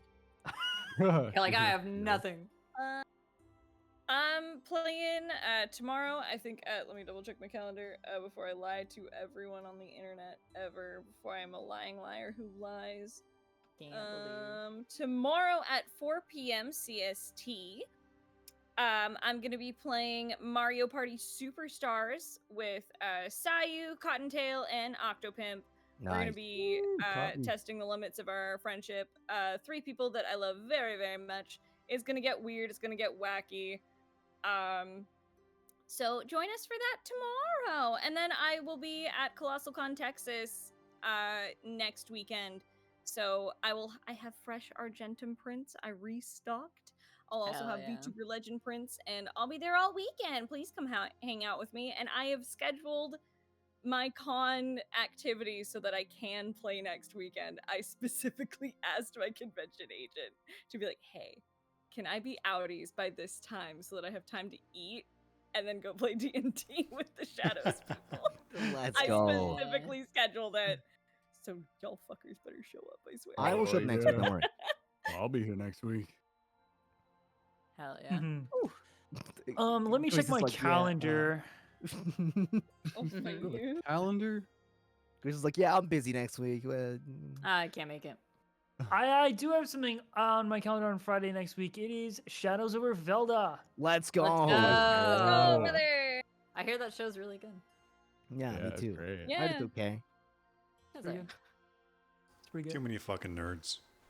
oh, It's, yeah. it's like one too many nerds. Kind of dorky, yeah.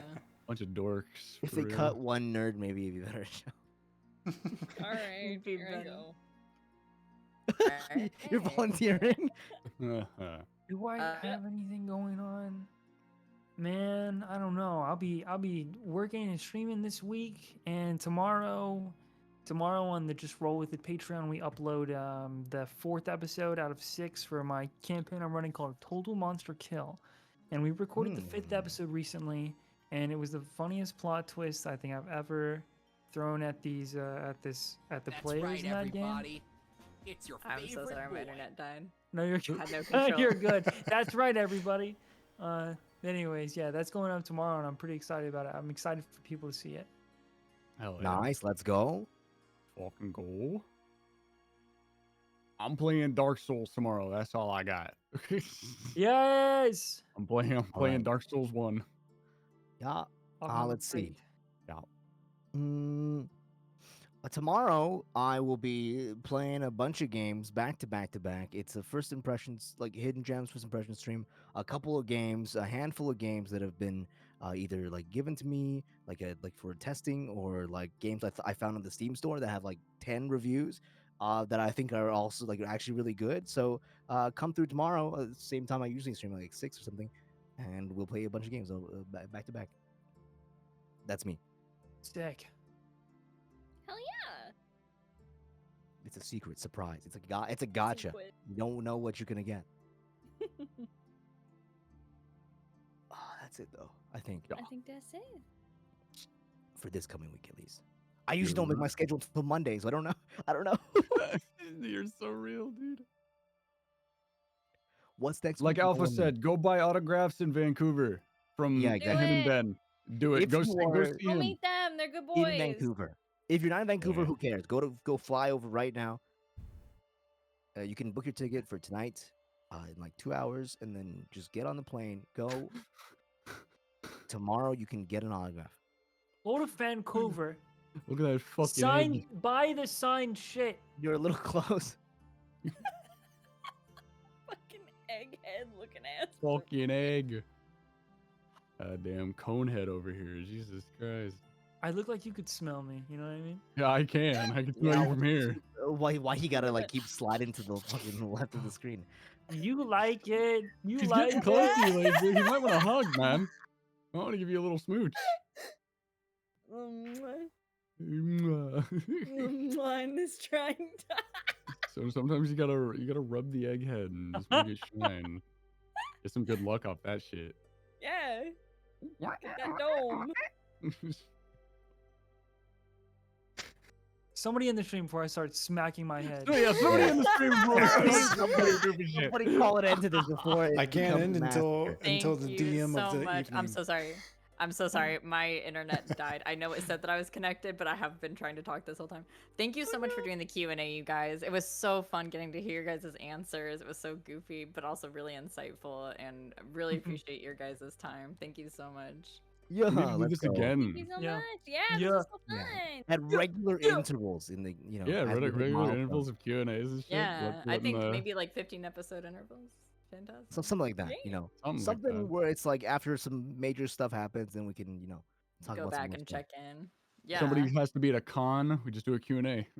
Exactly. Like, Honestly. There you go. Not a bad Honestly, crazy No, idea. not at all. thing. Wait, you I got hate that cakes one even. so much. That's terrible. Yeah. How did you even get that? You know what the crazy part is that he asked for this and then the artist delivered. Yeah. Yeah. Damn right she crazy. did. My goat. My God. My You're a goat. goat. That's wild. I love it. All right. Oh, Do no. we have somebody to raid Nate? I can't see who we have on the I- docket. So Let's read Alpha Anarchy. Yeah. That's a great idea. Drug Chan is on. All right, Drug. Yeah, let's The reach truck is Okay. truck's doing a donathon thing. Beep beep. Let's go. All right. Well, everyone say goodnight. Yeah. Good Thank you guys. night. Night. GN. Night.